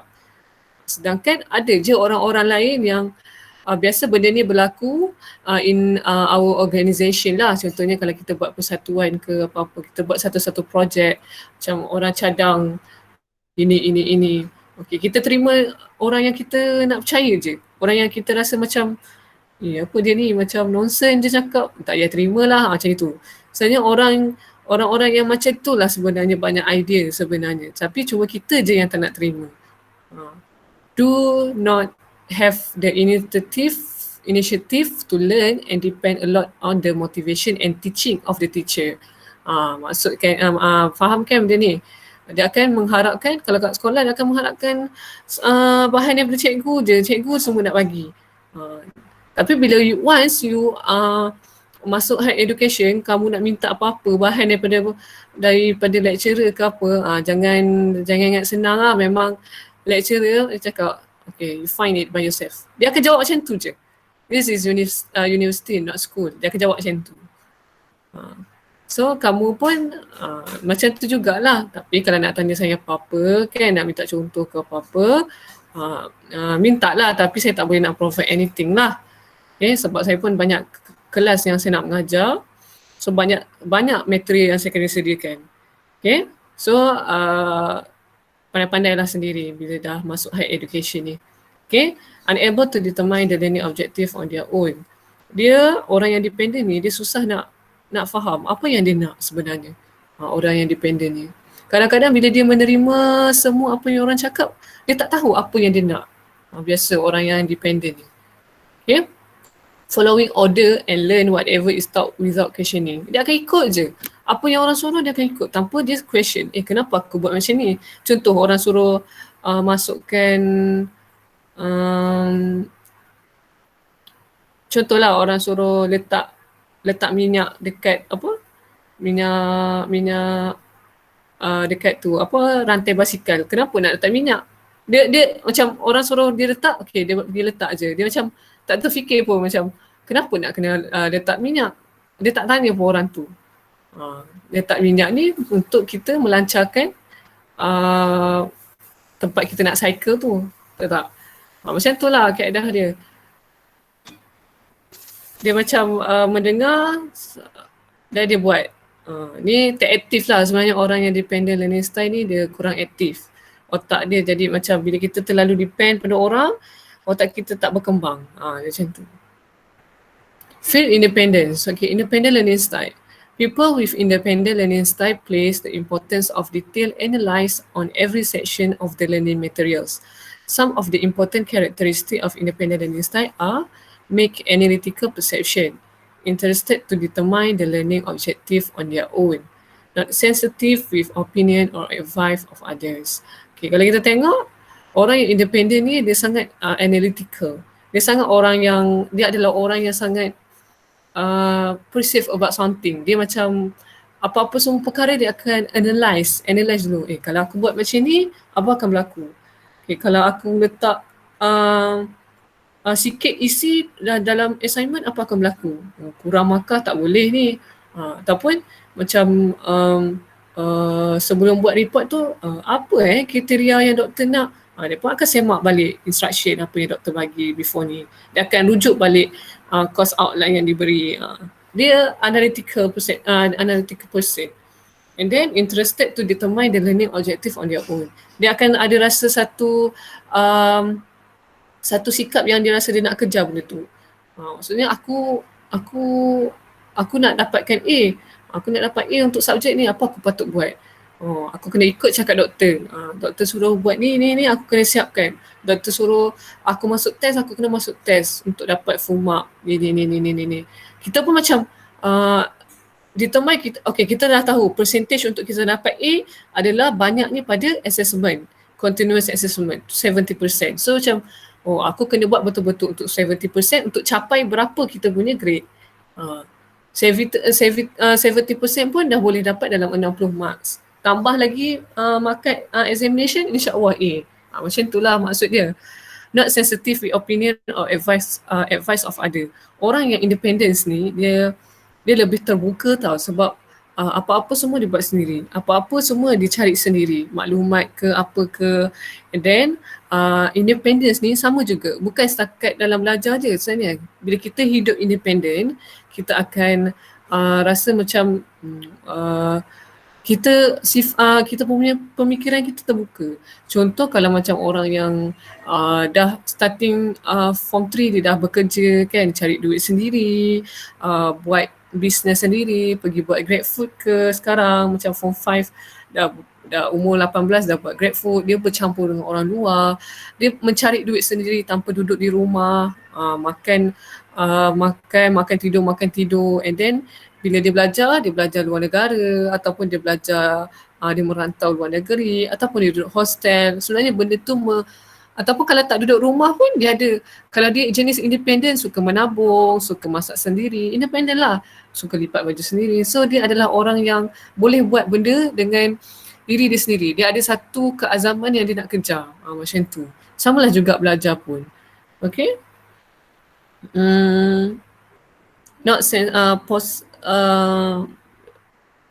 Dan orang yang macam independent ni kan tadi kan, opinion, dia akan menerima semua opinion dengan nasihat orang, sebab dia tahu opinion ni, pendapat orang berbeza-beza, dan nasihat ni perlu untuk kita ubah diri kita. So apa yang boleh saya kata adalah independent learning style ni adalah bersesuaian dengan orang yang positif person, orang yang sangat positif. Possess strong intrinsic motivation. Dia ada satu motivasi yang sangat tinggi untuk dia kecapi impian dia. Able to manage their own learning. Dia boleh manage lah dia punya pembelajaran. Kalau macam saya dulu, masa saya universiti, saya sedar yang masa SEM 2, masa SEM 1 saya tak boleh nak, saya dalam 3.15 lah masa tu result saya, sebab kita baru masuk kan daripada zaman sekolah, tiba-tiba masuk U, nak kecap, nak grab situasi yang baru tu agak payah. So pada permulaan tu, sebab tu lah saya kata observation. Setiap kali kita masuk SEM baru, kita kena observe macam mana cara kita study, ubah sampailah kita boleh dapat highest point lah, highest pointer. So masa saya universiti dulu, saya banyak masuk persatuan dekat UM, dekat Universiti Malaya, wajib kepada student untuk kejar merit. Merit tu maksudnya markah merit lah. Markah merit ni kalau macam universiti saya, UM, kami tak macam universiti-universiti lain tau. Kami ni di tengah bandar. So pelajar UM kena duduk kat luar. Kita orang punya hostel tak provide untuk semua orang. Maknanya akan ada yang universiti akan provide hanyalah kepada pelajar tahun 1. Bila kamu dah masuk pelajar tahun 2, 3, 4, kamu kena cari rumah sewa lah. Kalau kamu nak duduk hostel, kamu kena aktif, buat projek. So benda-benda ni semuanya akan ada connection dengan you may have communication with others. Memang masa ni kamu ada projek sana, meeting sini. So kamu tak ada masa. Studinya bila? Okay, memanglah study kalau setiap satu sem tu kita orang minimum 18 subjek. Maksimum 21 subjek yang kita orang boleh ambil. Credit hour kita orang lah. And then bila belajar, bila ada kelas, pergi kelas. Lepas tu masa-masa yang kita ada tu, dia sebab bila kamu masuk universiti ke dalam kamu masuk higher education, masa kita belajar tak sama tau masa kita sekolah. Ada satu hari tu 1 jam je kelas, ada satu hari tu sampai 5 jam kelas, macam tu. So masa kita manage sendiri. That's why lah sangat penting independent learning style ni. Macam saya pun, saya masuk army, saya masuk Palapis, Road to Army, training, military training. So setiap hujung minggu memang kita orang ada latihan. Kelas daripada Isnin hingga hari Jumaat. Lepas tu ada training hujung minggu. Bila nak buat assignmentnya? So memang pagi, malam kena stay up lah apa semua bagai. Lepas tu bila orang sem break, orang balik cuti kan, 1 minggu kita orang ada latihan. Time bilanya nak buat, nak study apa semua kan. Orang cuti sem, kita orang kena masuk hutan 3 minggu. Macam tu lah. So kita punya time adalah kita berdasarkan kita punya management. Time management is very important when you enter the higher education. Okay. Process critical and creative thinking skill. So memang kalau kamu dah masuk higher education ni, kamu kena critical thinking. Sebab kadang-kadang kalau kamu dapat profesor yang sangat critical thinking, kamu akan dapat soalan yang susah macam tu. Dia nak apa? Doktor ni nak apa sebenarnya? Tut-tut, ingatkan doktor nak ni, tut-tut dapat markah kosong sebab salah. Tak kena dengan dia punya pandangan. Then learn on their own initiative. So, of course lah orang independent ni, dia akan belajar sendiri, inisiatif diri dia sendiri. Kalau kau nak berjaya, kau belajar betul-betul. Kalau kau tak nak berjaya, kau main-main lah. Macam tu. Okay. Okay, then left and right brains dominance. Okay, kita untuk subtopik ni kita tengok video je ya. Okay, so far faham tak lagi? Faham. Faham ni. Faham. Okay, kita tengok untuk Welcome. Today we are going on a field trip inside our brain to discover the truth behind the left brain and right brain debate. Budak ni pula dah. Okay ni. This Saya nak kan ada panggil saya cikgu tadi. Budak kecil pun.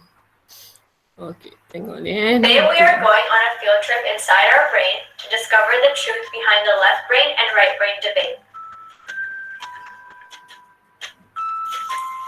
This is the brain, a highly complex organ responsible for every thought we have, every movement we make, and generally keeping us alive.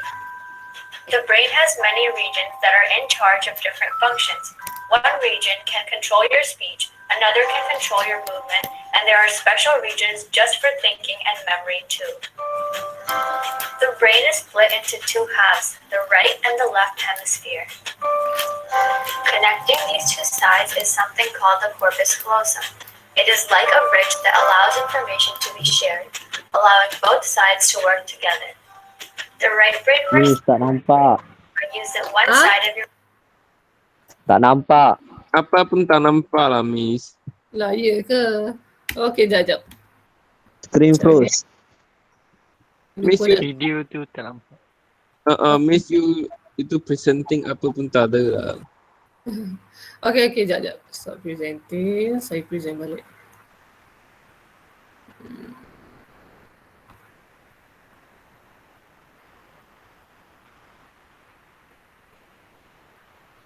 Okay, nampak tak? Nampak tak? Nampak. Nampak. Today we are going on a field trip inside our brain to discover the truth behind the left brain and right brain debate. This is the brain, a highly complex organ responsible for every thought we have, every movement we make, and generally keeping us alive. The brain has many regions that are in charge of different functions. One region can control your speech, another can control your movement, and there are special regions just for thinking and memory too. The brain is split into two halves, the right and the left hemisphere. Connecting these two sides is something called the corpus callosum. It is like a bridge that allows information to be shared, allowing both sides to work together. The right brain versus left brain debate argues that one side of your brain works harder than the other at influencing your personality and everyday actions. Let's take a look. Oh, there's my stuff boxes. I'm looking for these forever.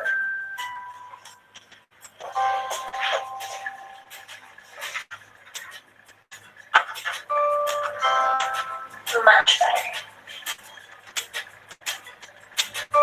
Yep, that's clockwise for sure. Definitely counterclockwise.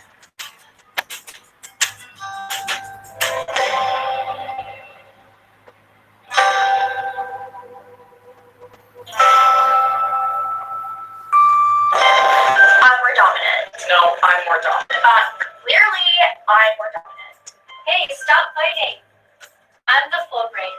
This is just a myth. It's not exactly true that one side of your brain is more dominant in determining your personality than the other. This myth came from famous studies done by Roger Sperry. He was involved in split brain studies on patients that had their corpus callosum cut to help stop seizures. The brain works much differently if both sides can't communicate with each other. What he found was that it is true that certain parts or sides of the brain are specialized for different tasks.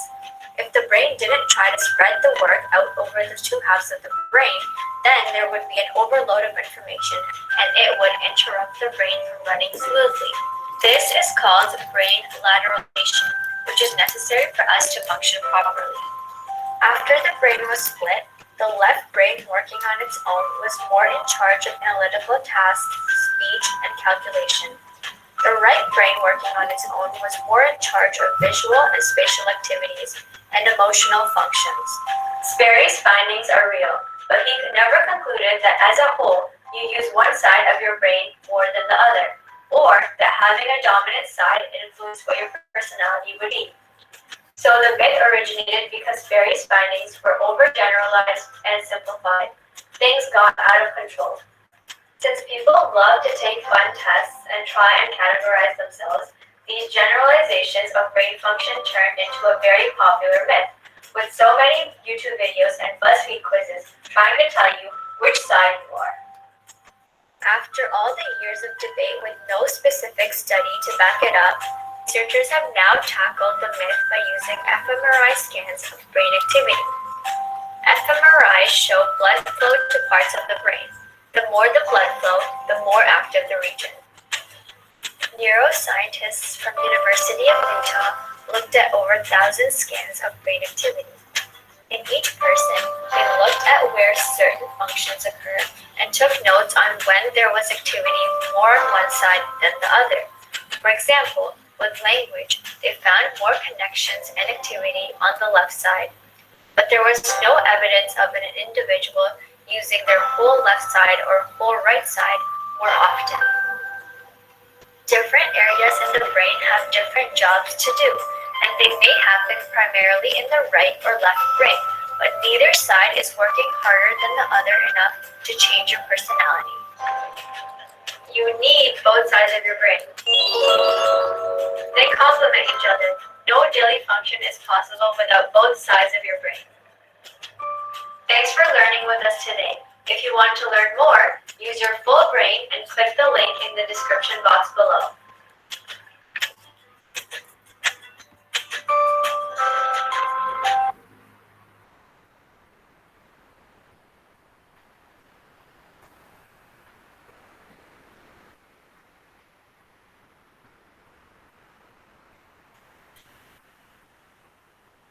Okay, tengok tak tadi video tadi kan, faham kan? Sebenarnya brain dominance ni, dia ni bergantung dia sebenarnya mitos sebenarnya brain dominance ni, tapi boleh diguna pakai lah sebenarnya.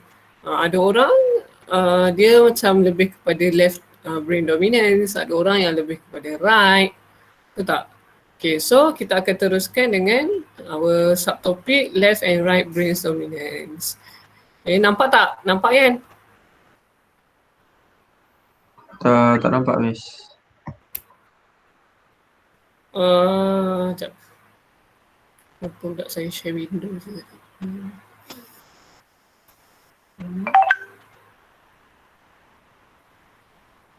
So apa yang korang boleh, apa yang korang dapat daripada video tadi?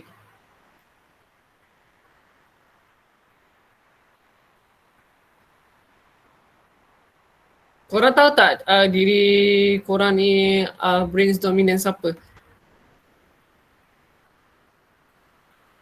Tak. Tak. Kita share.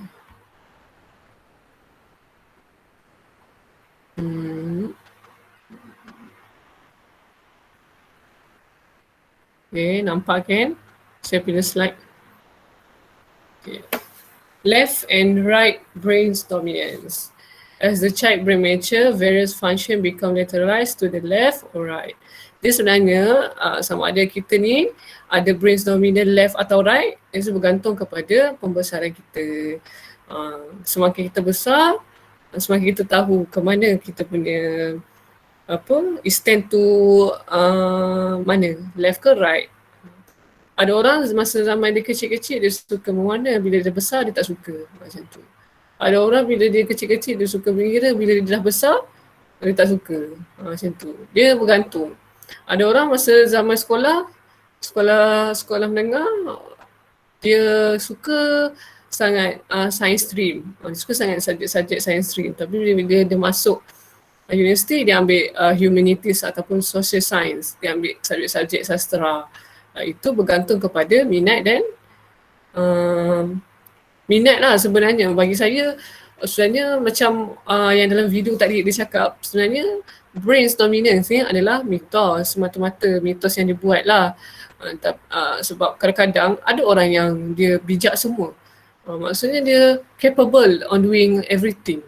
Jadi takkan kita nak bagi dia left brain dominant je kan? Tak. Orang panggil apa? Middle, tengah-tengah. Left dia okay, right pun dia okay, macam tu. Okay, the dominance of one side of the brain or the other affect how a person learns information and skill.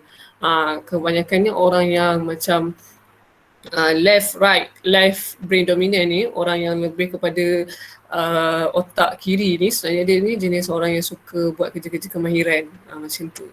Kalau orang yang brain right dominance ni, dia ni lebih kepada kerja-kerja yang memerlukan kepada arts, membaca, macam tu. Okay. Left brain or right brain dominance is side of the brain control different type of thinking. Cara orang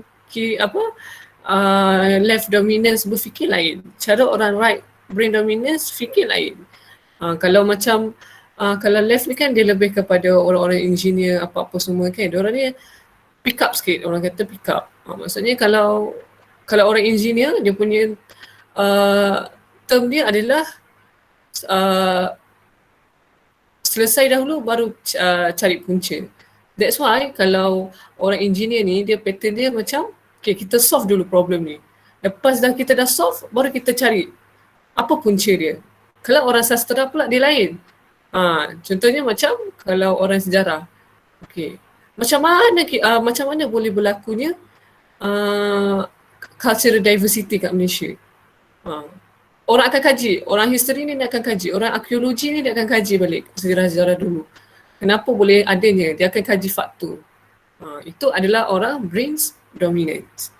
Most people fall very close to the middle, where the side of the brain are almost equally balanced. Ada juga orang yang dua-dua dia boleh. Dia capable lah. Kalau ada orang sebenarnya, kita punya otak kita ni pun dikawal oleh kita sendiri. Kalau kita fikir macam Ya, aku tak suka lah baca, aku tak suka lah baca buku. Sedangkan kita tak try pun lagi baca buku tu. Pasal kita cakap diri kita tak suka membaca. Tak boleh lah macam tu kan.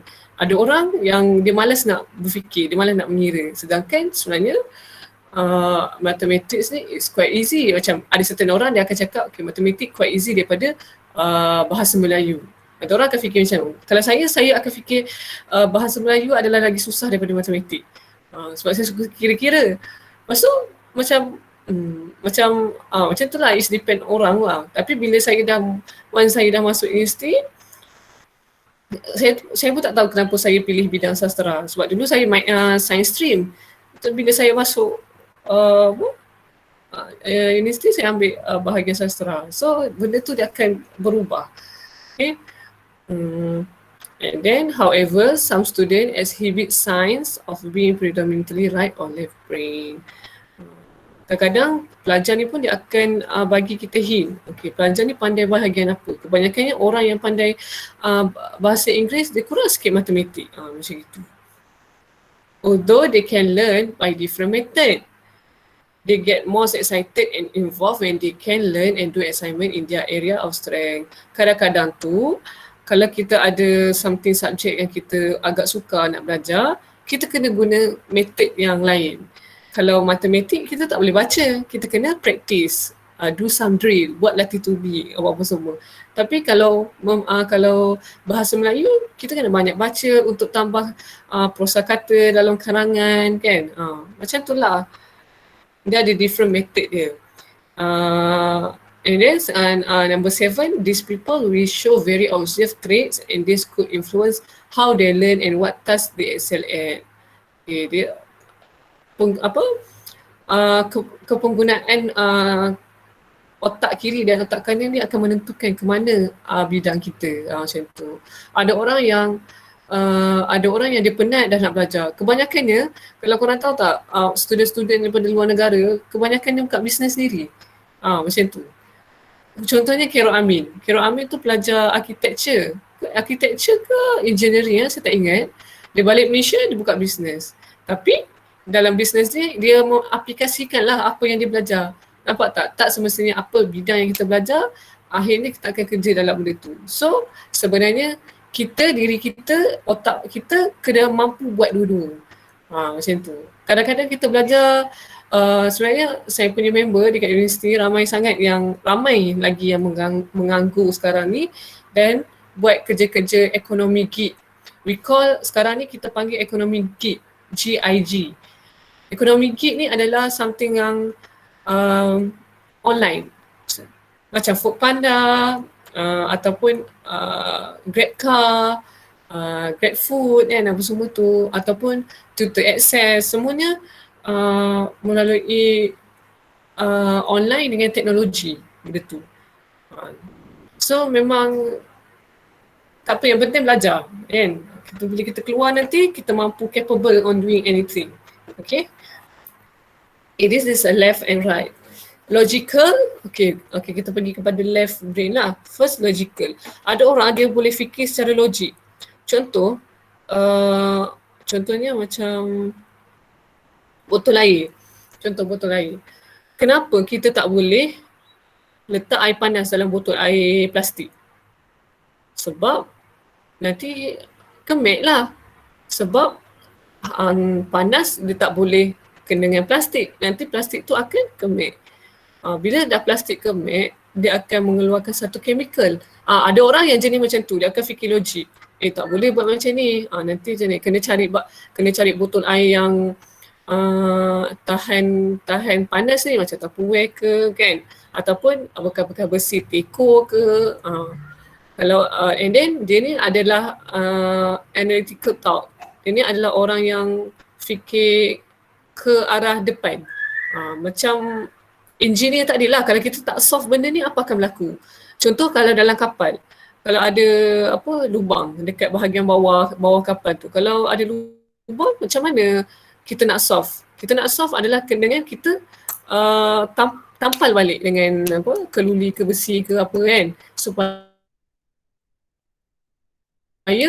air tak akan masuk. So dia akan fikir, kalau kita tak segera selesaikan ni, apa akan berlaku? Air akan masuk. Bila air akan masuk, kapal akan tenggelam. Inilah apa yang berlaku dekat kapal yang baru ni apa? Yang tenggelam tu yang Indonesia tu. Siapa ingat? Saya tak ingat lah. Apa nama dia? Kapal yang insiden yang berlaku dekat Indonesia baru-baru ni, kapal selam tu. Okay. Disebabkan oleh kebocoran. Sebab kapal tu dah lama, kapal selam tu dah lama. Okay, and then mathematical. Dia ni orang yang mathematical, orang yang kuat kira-kira, accountant bla-bla ni lah. Dia punya otak dia aktif lah kiri. Macam tadi kita tengok video tadi kan, ada MRI. MRI tu dia, doktor kata kalau banyak saluran darah menggunakan lalu bahagian kiri, maksudnya kita aktif belah kiri, otak kita aktif belah kiri. Macam tu. Kalau kita banyak menggunakan belah kanan, so banyak darah pergi dekat belah kanan. Macam aktif lah darah tu bergerak. Okay. Linear processing of information. Linear processing of information ni dia macam dia proses information yang didapat. Dia cuba proses. Okay. Sama lah juga dengan right brain. Right brain ni dia seorang yang visual. Dia jenis yang suka tengok kecantikan, dia suka tengok panorama, dia jenis orang yang sastera, jenis orang yang macam videographer ataupun fotografer. Orang fotografer, videographer ni orang yang right brain lah. Dia suka tengok kepada image, melalui gambar tu, melalui lukisan tu dia boleh describe what is the meaning behind that. And more efficient in processing holistic, integrative and emotional information. Orang yang right brain ni dia lebih kepada emosi lah. Orang emotional. Biasa kalau kita emosi, kita akan lebih menggunakan belah kanan.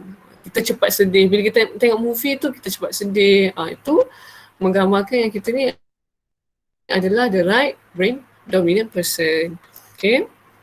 Ini adalah ciri-ciri orang yang left and right brain dominant. Antaranya intellectual. Kalau orang yang brain left ni, left brain, dia mudah untuk ingat nama. Kalau right, dia mudah untuk ingat muka.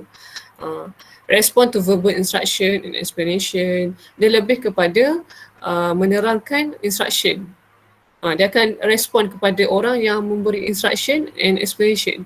Kalau right brain ni, dia respond to demonstrate. Dia akan melihat kepada simbol, image, sesuatu image, and then experiment systematically and with control. Dia akan, orang yang left ni, dia memang jenis-jenis yang orang masuk lab tu, makmal ke apa semua, tu jenis orang otak kiri.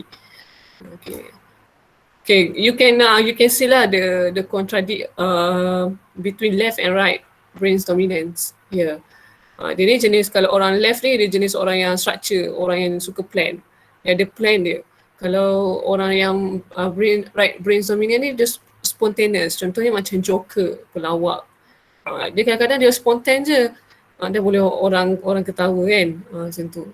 Analytical reader and synthesizing reader. Dia ni orang yang analytical, otak kiri. Okay, otak kiri lagi, dia ni reliance on language in thinking and remembering. Dia ni mudah untuk mengingati sesuatu benda berdasarkan apa yang dia buat, practical. Ada orang dia ingat cara macam sesuatu benda tu dia ingat secara teori, tapi ada orang dia kena praktik dulu benda tu, barulah dia boleh pergi. Prefer talking and writing, prefer drawing and manipulating object. Maksudnya orang yang right brain dominant ni dia jenis orang yang slow. And it's not slow, dia macam orang yang senyap, orang yang kadang-kadang kita tak tahu, kita tak boleh nak judge dia ni macam mana. And then orang yang right brain dominant ni dia pandai dalam interpret body language. Dia tahu orang ni tak suka benda tu. Tapi kalau orang left brain dominant ni dia main langgar ke, macam orang tengah marah pun dia tak sedar yang orang tengah marah dia. Contoh macam tu. Sebab apa right brain dominant ni, macam kita cakap tadi, dia ni jenis yang emosi. Dia tahu macam mana dia nak beremosi. Sebab itulah kebanyakannya orang yang membuat puisi, orang yang membuat filem, dia adalah golongan right brain dominant. Dia boleh manage emosi manusia macam tu. Okay, samalah ini pun. Dia prefer verbal instruction. Kalau orang left brain ni, write an outline, dia suka rangka dulu sebelum dia buat sesuatu perkara. Usually do think is a plan orderly way. Dia suka sesuatu perkara tu kena ada plan. So memang quite suitable lah untuk orang-orang yang macam orang-orang yang macam doktor ke, macam engineer ke, accountant ke. Memang ini dia punya ciri-ciri lah. Discuss vocabulary word because they are interested in words, love to think about and discuss abstract concept, need total quiet to perform an activity and get annoyed if they are spoken to, assign individual assignments so student may work alone, love to listen to an expert and take notes, take advantages of their skill in maths and science.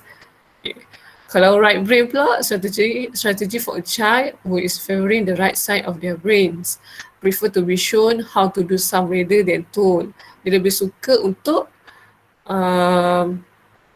buat satu perkara tu tanpa disuruh macam tu.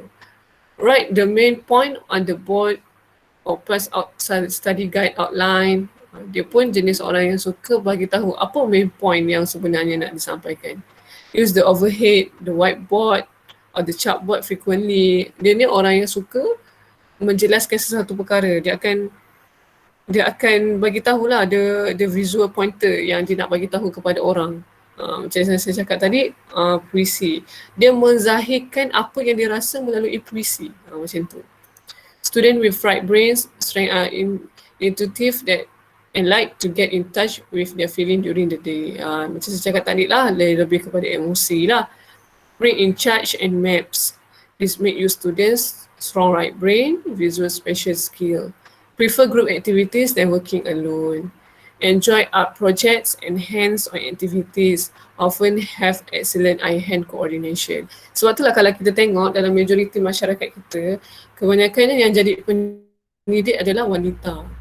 Kebanyakannya yang membuat macam arts ke apa ke, kebanyakannya adalah wanita, macam craft tangan ke apa ke adalah perempuan. Sebab apa? Sebab diorang ni lebih kepada dominance, right brains dominant.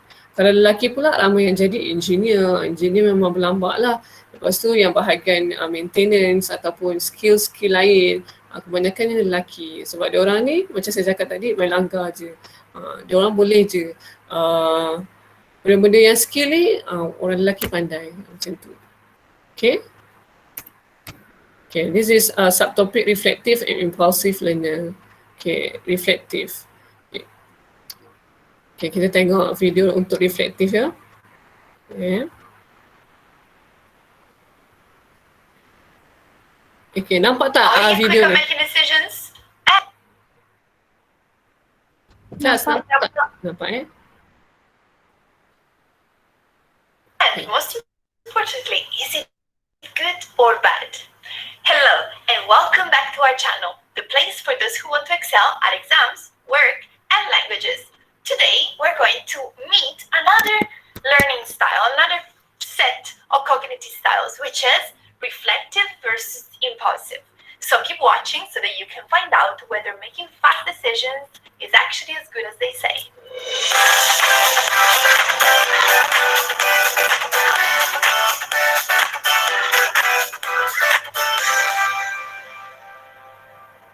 Imagine you have a test with a lot of questions. Which kind of person do you think you are? Will you be the kind of person that jumps and tries to answer everything as quickly as possible? Or will you analyze every possibility, every answer, until you find the one that you feel is the most correct? If you think about the school system, right answers will usually be favored and preferred. But is it still worth it if it took you ages in order to find that answer in the first place? This is a very interesting question because if you think about it, it's hard to define what is right and what is wrong. As usual, being reflective, so taking your time in order to find the right answer, or impulsive, so jumping straight into decisions, both may have certain pros and certain cons. Now think about this. Imagine you have a very complex problem, okay? If you are very, very impulsive, what will you do? You will jump into it and probably you will draw conclusions without actually thinking about all the intricacies of the problem. So you will find a solution or you will draw a conclusion very quickly, but it may not be as accurate as it should be. It may actually be completely off course and in a completely different direction than it would have taken if you had analyzed everything. On the other side, if you are very, very reflective, how will you tackle this problem? You will start thinking about how to do one thing, how to do the other, what is the effect of this thing, and wait, there was another one, and let me observe, analyze, and what you may end up feeling is the famous analysis paralysis. So just being stuck because you are analyzing too much and never getting an answer. So as usual, this is a spectrum. There are people that are extremely in one direction, there are people that are extremely in the other. On the other side of the spectrum, what we need to learn is how to find a happy balance, because certain kind of problems that do require us to be very, very analytical and reflective and analyze all the different aspects very well. But if we only favor that style, we may never find a solution, because when you analyze every single thing, guess what? It's impossible to find a solution because there's so many possibilities in front of you. On the other side, there are certain situations in which we need to choose quickly, and we need to really block out somehow that part of us that would like to think about all the possibilities and reflect on it and be very, very thoughtful. No, at times speed is favored in life. So what can you do if you find yourself being too extreme on one side or the other?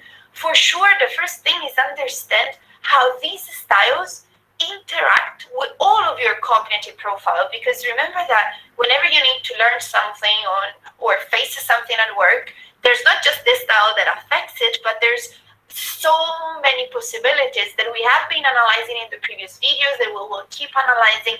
So the different cognitive styles, the different thinking styles, the different ways you approach information, you approach the world, they all have an impact. So being a reflective person with a monarchic style, for example, thinking style in this case, is very different from being a reflective person with an oligarchic thinking style. So you need to understand how you work in the full combination, okay? And if you want to explore that more, please get in touch with me so that we can give you an analysis of your cognitive profile. The second thing that you need to do is to start practicing. Okay, start practicing with yourself. So think about this. If I am too impulsive, what do I need to do? You need to have this mantra in your mind, which is, okay, have I considered all the options? Have I taken everything into account? Because before jumping, your first tendency will be, okay, let's just jump into conclusion, draw that conclusion. And this will happen both when you're studying, when you're working, but also in relationships, for example. When someone tells you something, as an impulsive person, you will tend to draw conclusions immediately. So ask yourself, okay, wait, do I have all the elements? Have I taken everything into account? Because that will help you to just slow down a moment and ask yourself to be a bit more reflective. On the other side, if you are very, very reflective, give yourself a deadline to choose. For quick things, it could be just 3 seconds, okay? So you need to choose an ice cream flavor, okay? I used to do that one, like years and years ago. I was super, super reflective, and so I was like, okay, Julia, you need to choose. You need to choose. You have 3 seconds to choose a flavor. If you haven't chosen anything, you say the first one that you see. And that helped me a lot with flavors of ice cream, pizza. I'm Italian, so food-related stuff, okay?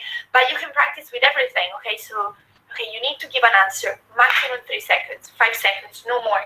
Because you want to show yourself that even if it is not the perfect choice, probably, the consequence is not always as bad as you picture it in your mind. So give yourself a deadline. For bigger things, it may be a lot longer than 5 seconds, of course. But already practicing like this will train this style.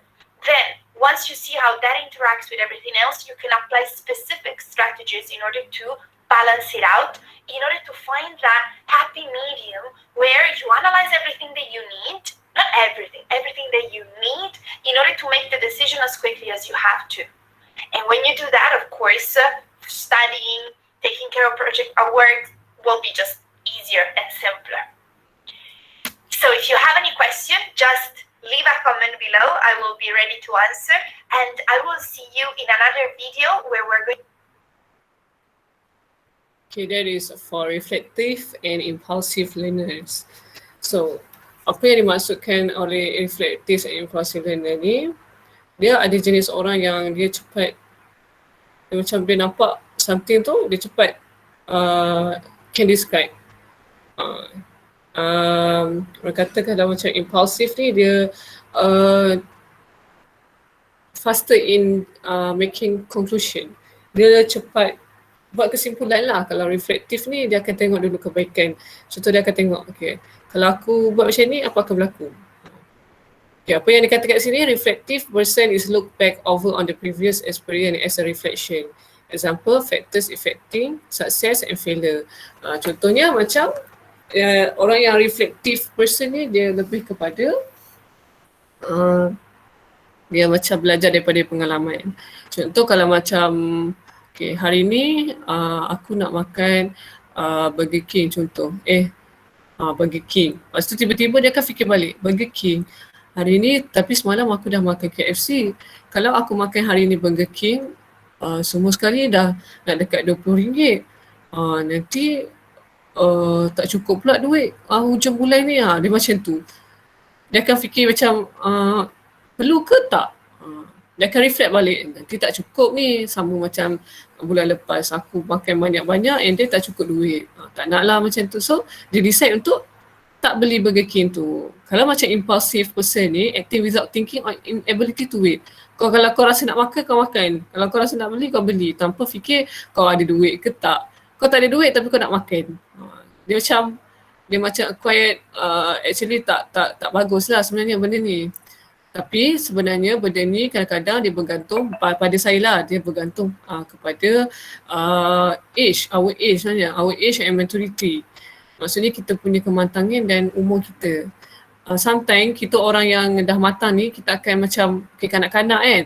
Biasa dia akan macam kalau dia nak kejar satu guli tu, kalau guli tu masuk dalam bawah cushion pun nak masuk sampai bawah cushion.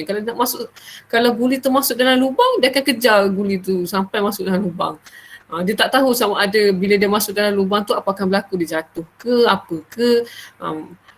Macam tu, faham tak? Kalau guli tu sampai dekat tengah jalan, dia pun kadang-kadang dia nak kejar punya guli tu, dia tak tahu yang tengah jalan tu ada kereta ke apa ke. Bagi saya ianya bergantung kepada kanak-kanak, kepada umur dan kematangan seseorang tu dalam membuat decision. Macam kita lah, bila kita bercakap dengan kanak-kanak, cara kita bercakap dengan kanak-kanak, kita tak boleh suruh kanak-kanak pergi mandi, lepas mandi baru boleh makan. Tak boleh. Kanak-kanak dia bukan macam tu. Kanak-kanak, kalau kita belajar how to educate child, kita kena bagi pilihan kat dia.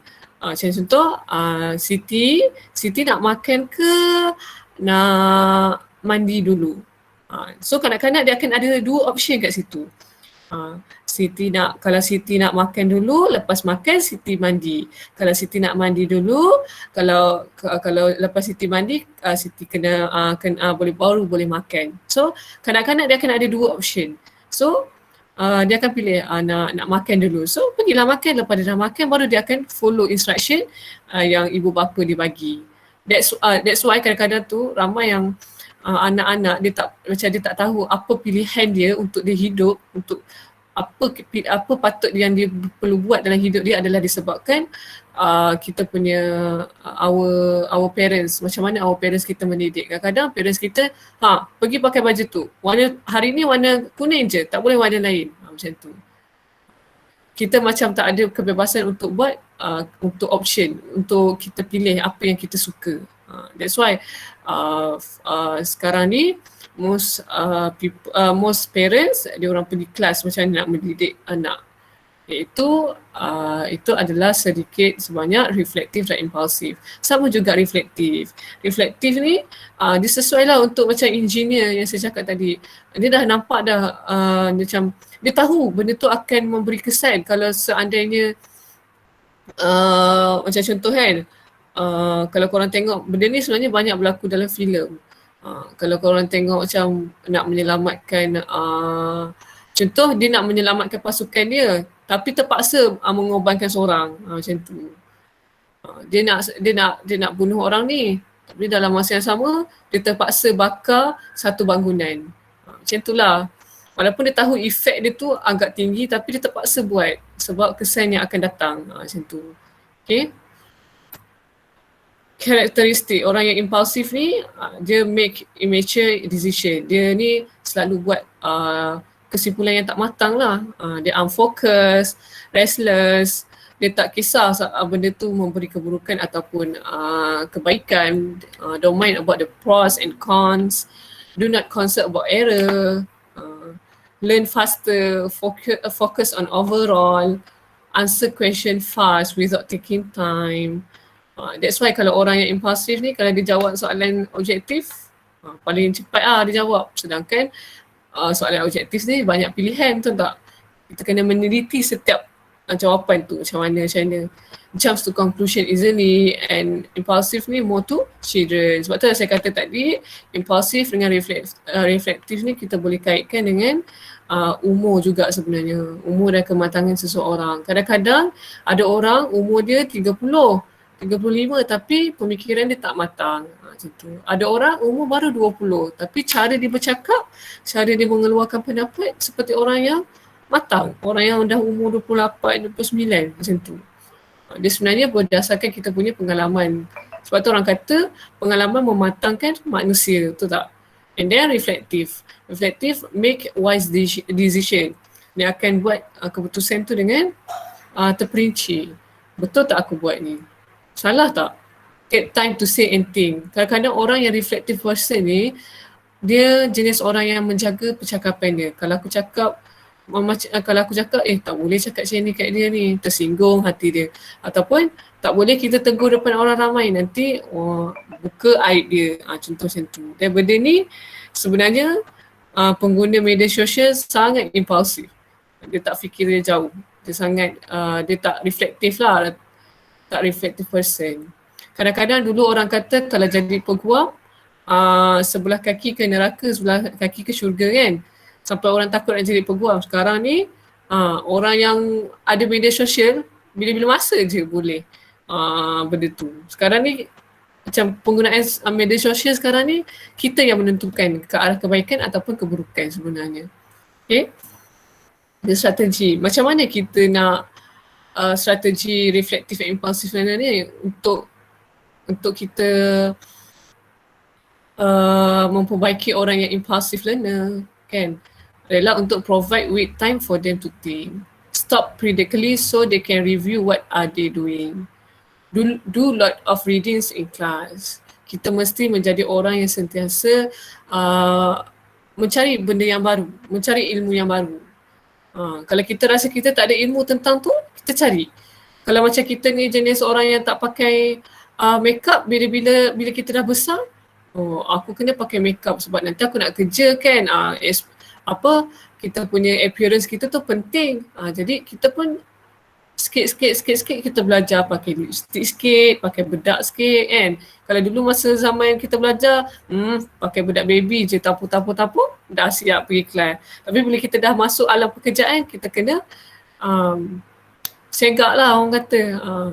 And then do short summarize after reading. Sentiasa kita observe. Setiap perkara yang kita buat, kita kena observe benda tu. Kalau kita baca something artikel, kita summarize apa yang nak disampaikan sebenarnya. And then make notes, use point, main point only. Kalau kita tengok satu benda tu, kita petik apa sebenarnya yang dia nak sampaikan, the main point. Use pictures, try to study the pictures, give a short task, concentrate and focus. Kadang-kadang kita, macam kalau kita ada hobi kita tahu. Kita ada hobi kita yang menyebabkan kita fokus. Kadang-kadang hobi seseorang, dia suka takak gambar. Lepas tu dia akan realize something daripada gambar tu. Nak dapatkan gambar yang cantik macam mana. So dia keep on trying. Okay, pakai ISO macam ini 480. Okay, dia punya manual berapa, manual dalam kamera. Kalau pakai DSLR, orang lebih prefer untuk pakai manual. So kalau manual, dia punya accelerate, dia punya shutter speed ke apa ke, dia akan adjust bahagian tu ISO berapa untuk dapatkan gambar cantik. Kalau pakai mikro ataupun mikro gambar, untuk gambar nak ambil gambar semut pakai apa. So dia akan concentrate and focus. That's why lah pentingnya hobi. Bila kita ada hobi yang kita suka buat, example macam bertukang ke ataupun colouring, kita akan macam fokus benda tu kan, dan kita akan macam kalau aku polish kayu ni mesti nampak lagi cantik. Lepas tu kita polish kayu tu, lepas tu kita orang panggil, kita cat kayu tu, varnish dia, bagi nampak cantik. So sebenarnya reflective and impulsive learning ni kita boleh pupuk dengan perkara-perkara macam inilah. Okay,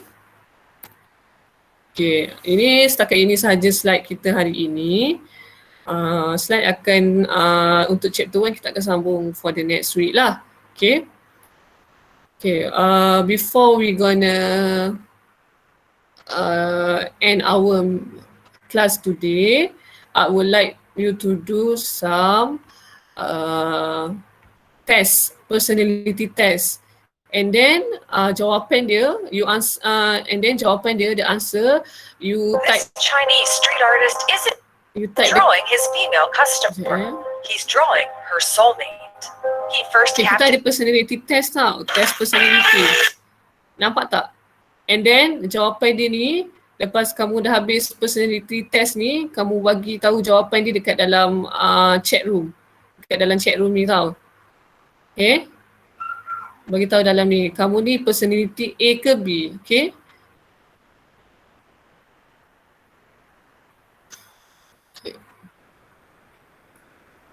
So kita start test sekarang. 5 minit take 5 minit. Nampak tak? Nampak. Okay, kita start sekarang Alright.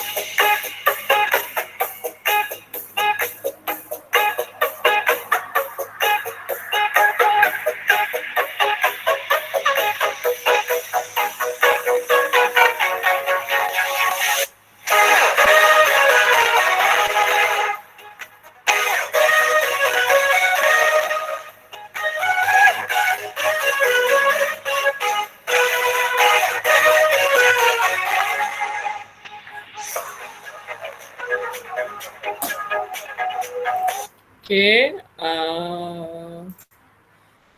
Okay. Bolehlah tulis dekat dalam ni, dalam chat room. Korang ni A ke B? Okay. Sebab nanti saya nak tengok lah. Kalau student saya ni lebih kepada A ke B. Macam tu. Okay. Okay, by the way, Alang tu kan dah nak habis kelas kita ni. Saya nak tanya, Izzat Khairuddin ada tak? Izzat Khairuddin dekat dalam ni.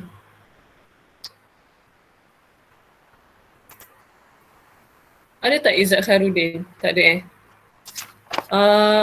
Daniel Afiq? Daniel Afiq.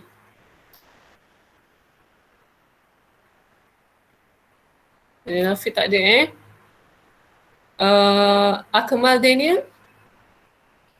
Ada. Ada Arif Syahmi? Ya, saya. Ada. Daniel Azlan Shah ada tak? Saya. Fahmi? Fahmi ada kan? Ada.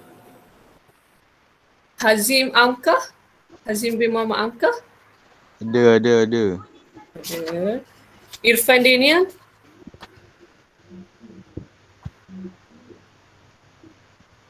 Irfan Daniel ada tak? Kharul Ikhwan? Kharul Ikhwan bin Muhammad Jasmi? Muhammad Ramadan?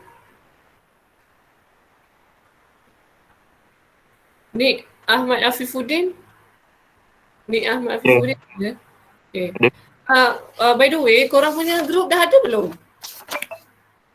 Kan nak suruh saya tetapkan? Kamu nak tetapkan? Kalau kamu nak tetapkan sendiri, kamu bincang, discuss dengan masing-masing and then PM saya, seorang wakil PM saya. Okay. Setiap group ataupun 5. Okay, kalau apa-apa tak faham boleh PM saya lah directly. Okay, and then after this actually dekat muda kamu ni saya tak update lagi tau. Muda kamu ni, nanti saya update balik sebab saya tak done semalam.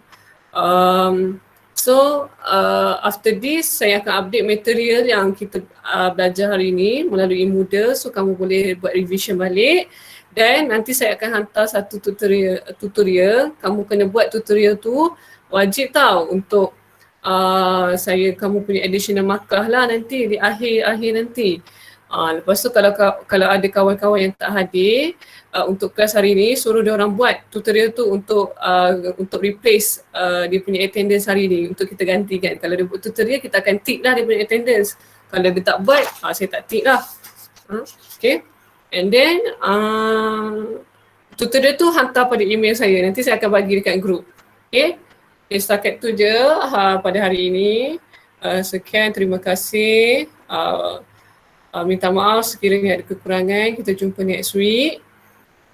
Lepas ni kalau macam dalam kelasku, kalau korang okay untuk open the camera, bukalah. Kalau kamu nak respon apa-apa yang saya tanya, please open the camera, okay? Sebab saya pun nak kenal juga student saya. Orang kata tak kenal maka tak cinta kan. So saya pun nak tengoklah muka-muka koma ni macam mana kan. Alright, itu saja daripada saya hari ini. Minta maaf sangat, poor connection, sepatutnya kita boleh habis awal tapi disebabkan internet tadi jadi lambat. Dan kamu kalau nanti minggu depan please masuk awal tau, sebab tadi pun saya dah buka Google Meet ni setengah jam awal. Tolong masuk awal supaya kita boleh habis kelas awal. Okay, setakat tu sahaja. Terima kasih semua. Okay, stay safe. Duduk dan diam. Thank you, Miss. Ya, macam ni ayat akan bunyi. Semua akan berbunyi. Macam tu. Okay. Okay, dah bolehlah leave sebab saya nak end record ni. Bye Arif.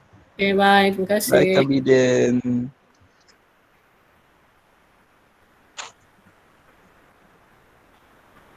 Bye Miss. Okay, bye. Bye Lee. Bye Daniel. Okay, bye-bye.